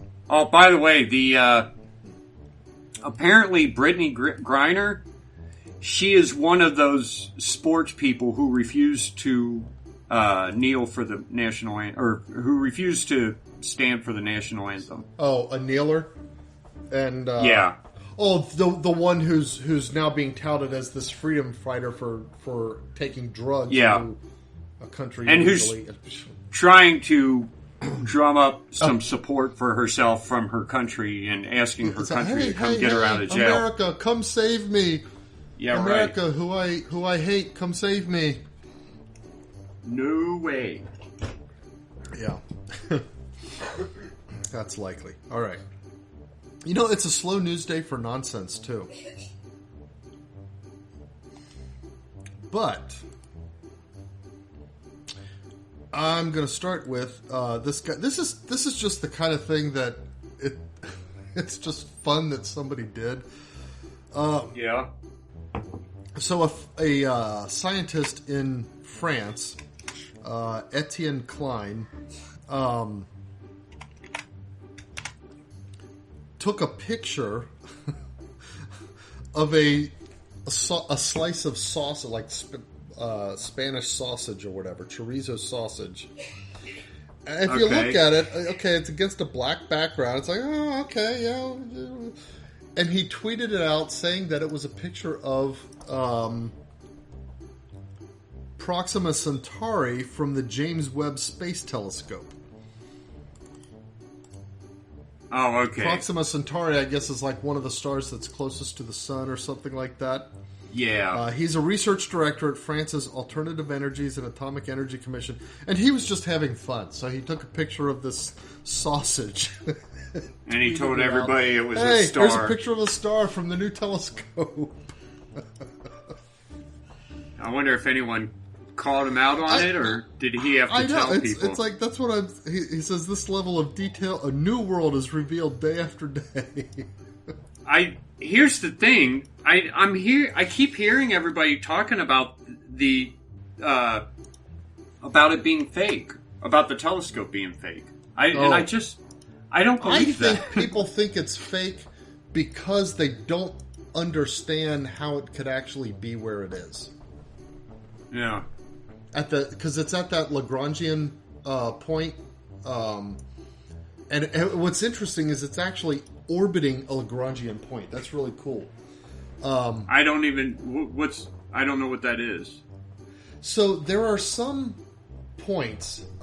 There's one that is like, and I think that's what this telescope is. That is like a certain distance further away from the Earth in the direction away from the Sun, where something could orbit and like sit there and orbit with the same orbital time as the Earth, because it's being affected by not just the Sun but the Earth as well.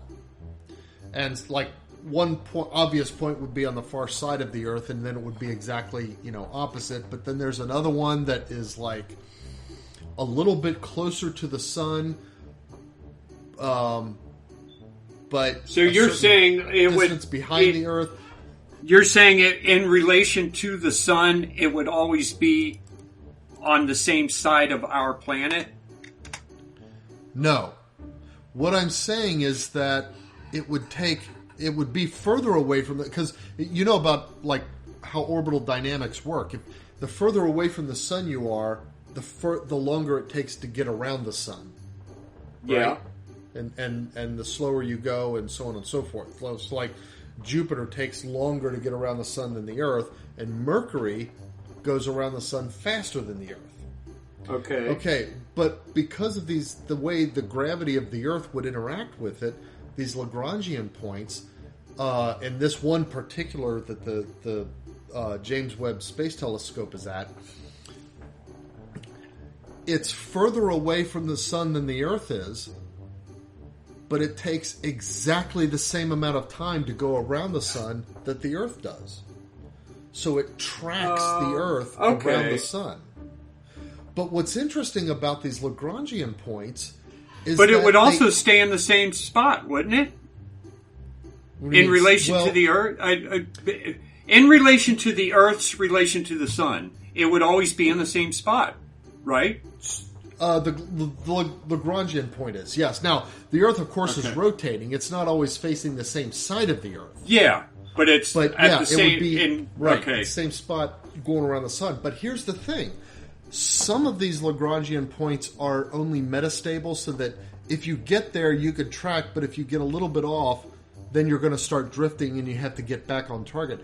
But some of them are fully stable, and they act as like little gravity wells, and you can orbit around them as though there was a planet there. And that's what the James Webb Space Telescope is doing. Oh. It's really cool. So I guess that sounds too sci-fi for some people. And they think, it must be a fake. Exactly. Doing the math or looking into it at all, they just, it must be fake. Okay. Mm-hmm. I never thought it was... I don't think the stuff that NASA does is fake. I just... No. When I look China, at their... maybe. What they tell us... And the way they open up their records to us, I just don't see any reason to think that they're fake. It's not like the Actually, Biden administration. No, NASA is the most transparent government agency in America. Yeah, probably ever. Yeah, in any country. in any country. NASA's like the one institution I hope stays alive. We could forever. drain the swamp, but keep NASA. Yeah, keep NASA, and there's probably a swamp at NASA, but all the same, probably.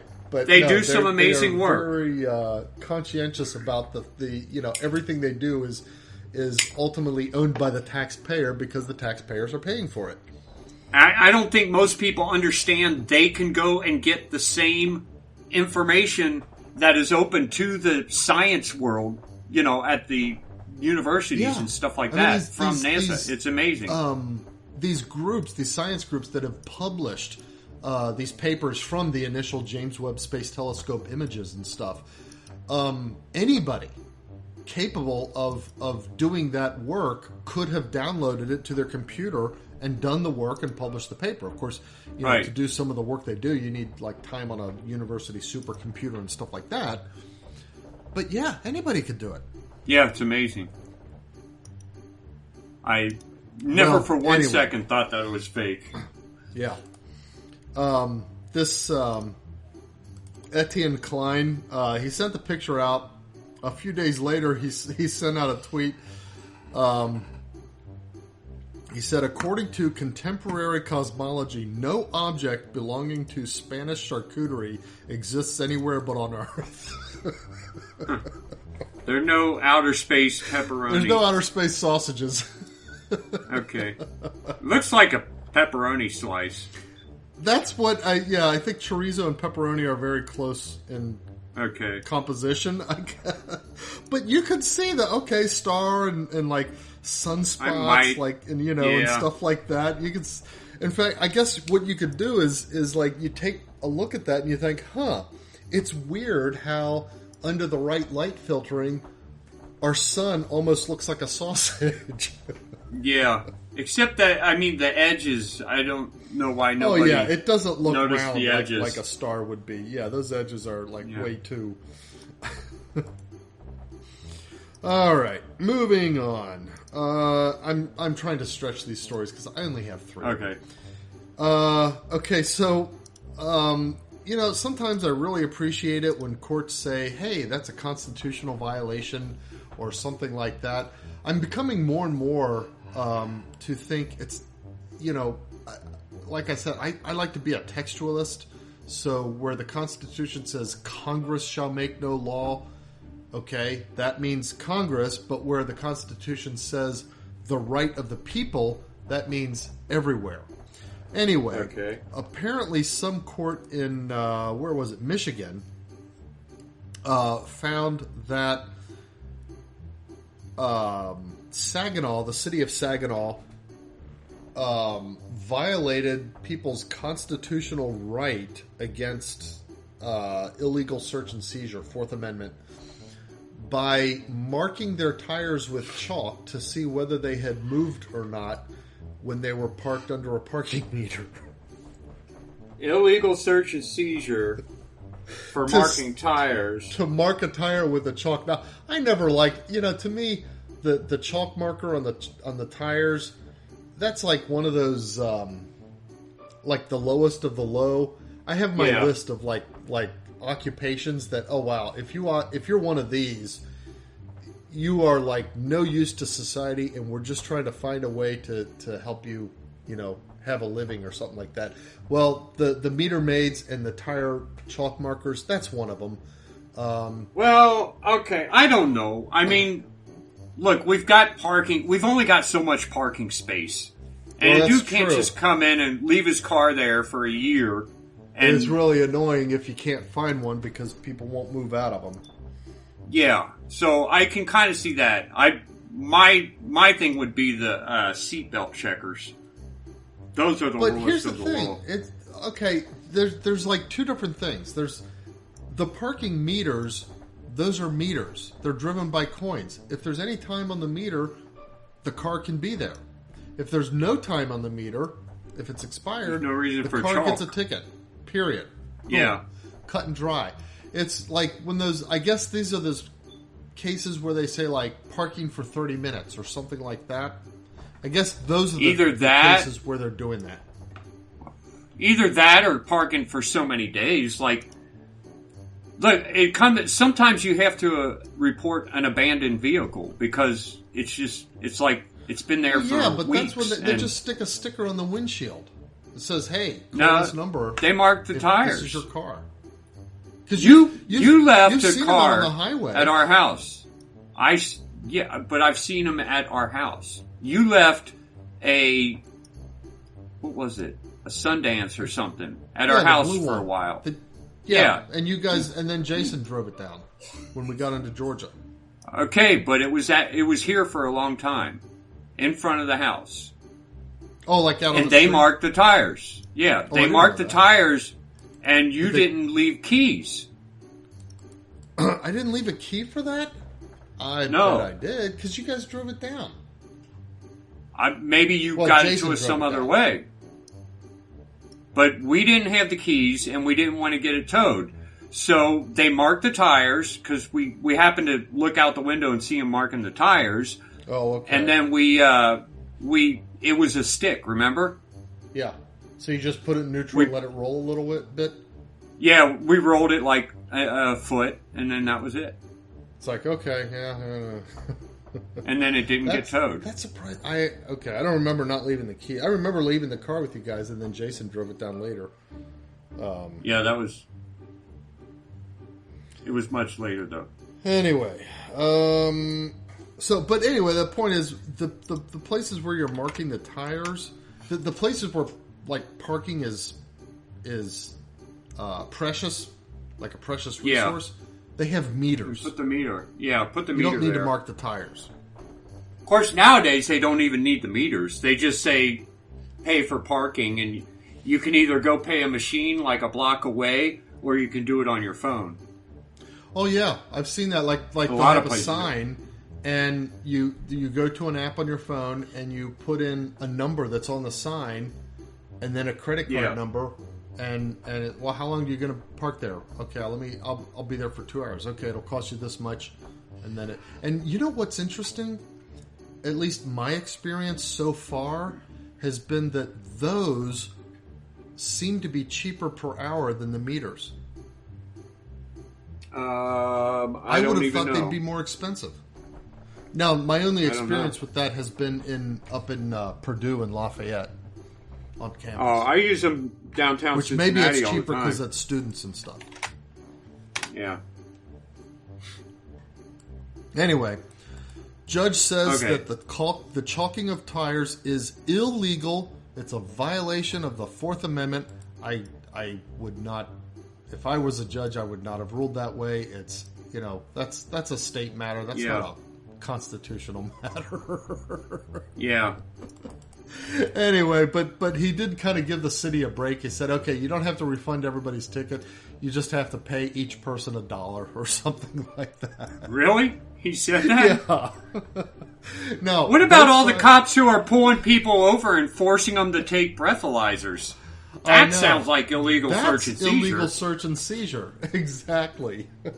Chalking tires is something you can see from the outside.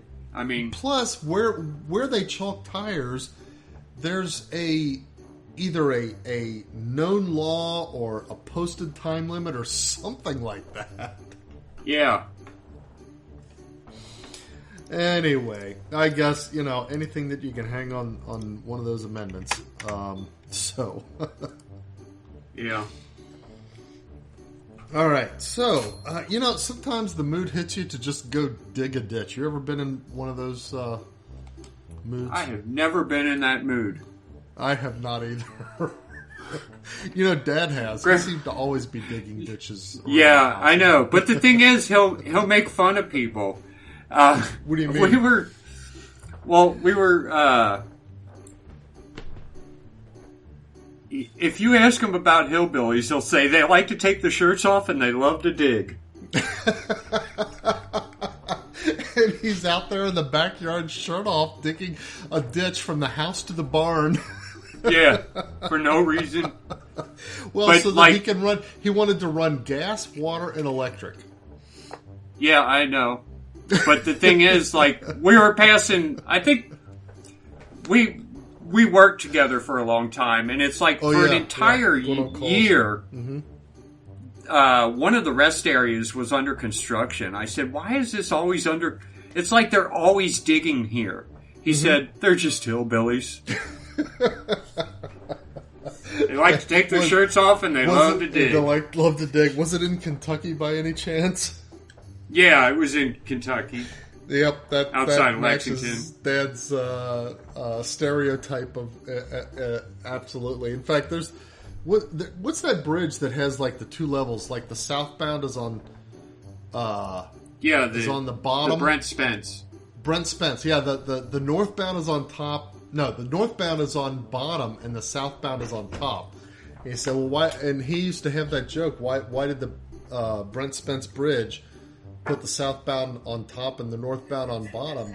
And the answer is so that the people going into Kentucky can drop their shoes down to the people coming out of Kentucky. Stupid joke, but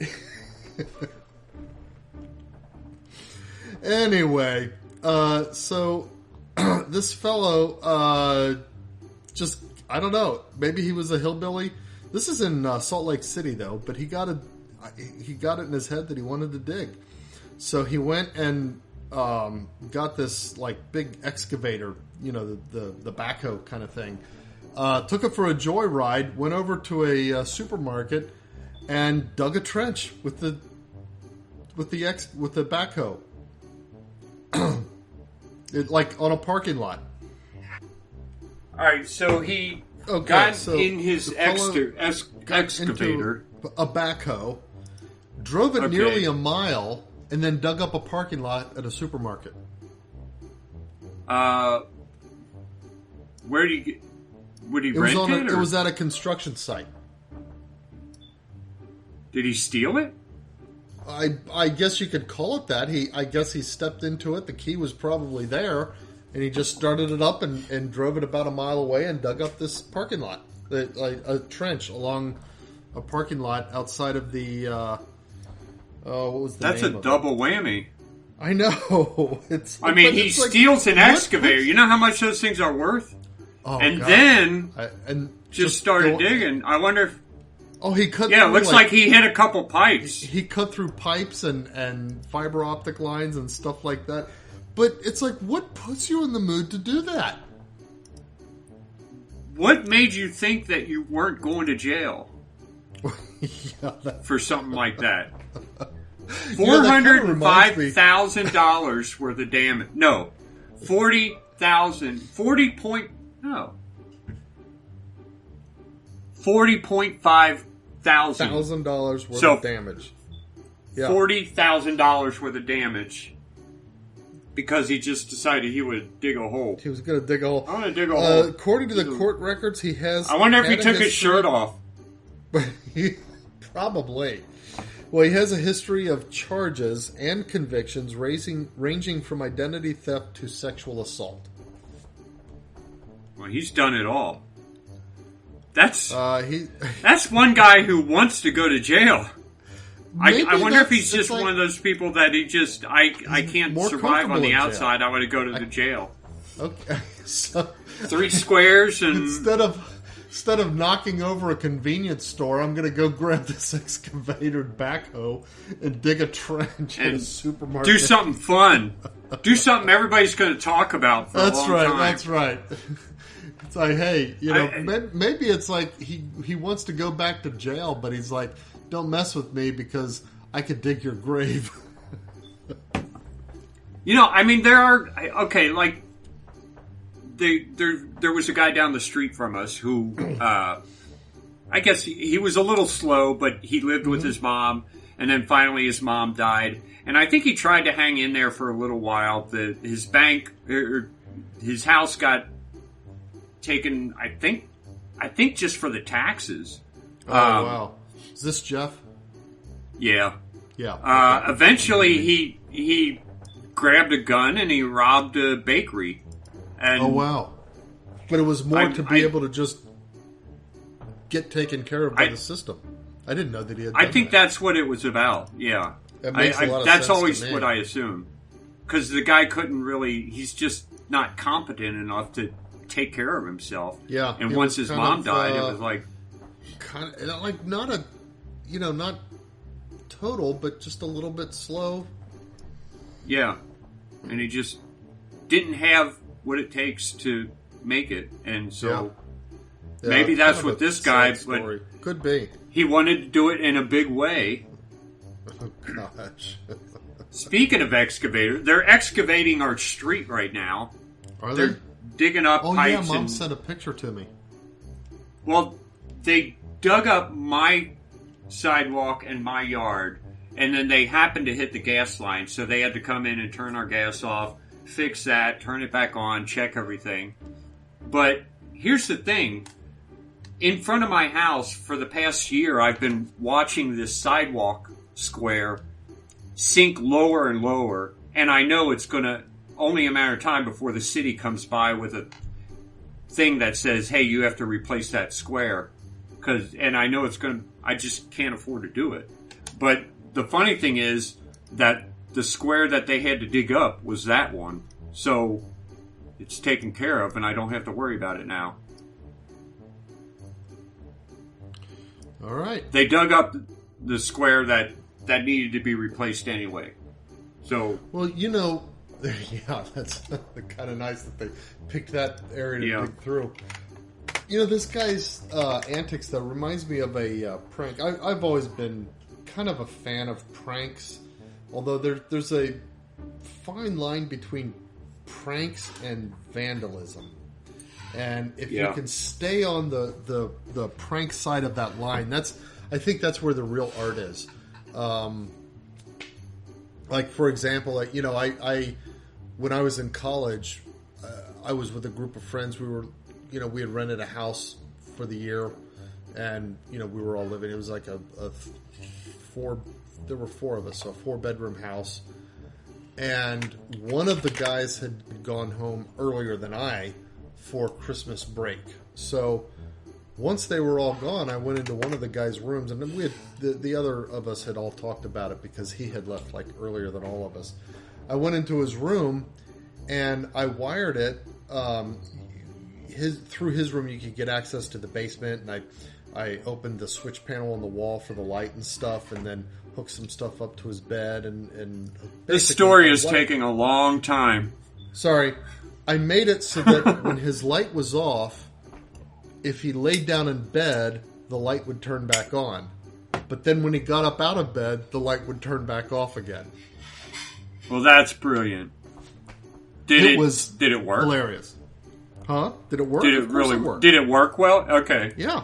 Of course it worked. Anyway, the point is, I like pranks. Well, this story reminds me of a prank that I read. A guy who was like one of those like really big pranksters saw a bunch of people standing around with obviously nothing had actually started. Nothing had been dug up. No ground broken or anything like that. But they had excavators and all of that kind of stuff sitting there. And guys were sitting around kind of waiting for the foreman to show up for whatever it is they were supposed to do. And he went and he just grabbed a coat, like a jacket that was sitting there, and a hard hat, and put it on and said, "Okay, guys, come with me." And he had them set up barricades and mark off a section of the street and start digging, just making stuff up. I don't know whether he was like, received any. He had to receive some kind of jail time for that. Yeah. Do you remember the Hicks boys? Yeah. In Fairmount, there was a construction site, and they went down there, and the keys were in the ignitions. They started driving the machines around. Oh, wow. Yeah, wow. Okay. They didn't excavate they would anything, do that. But... No, they wouldn't. Yeah, but they would just do that for fun. Yeah. And they did. And I wish I had the guts and the opportunity... But I've had neither, so... The combination. Yeah. All right. Well, that was my last. That's the reason I spent so much time on it, because it's my last story. Okay. Well, we got a shorter show than normal, but actually, we used to make all the shows last about this long. Yeah. Yeah. That's we got tied into that stupid letter from Pope Francis. Which, gosh, yeah. We were doing as I said, shows. maybe 2 more weeks I can get this book out. It's the writing's done, the first draft is done, the artwork is done. Just got to proofread and stuff like that now. And all right. But anyway, think about what we said, and as always, circle those beads. Keep on it, everyone. And we'll talk to you next week. Bye.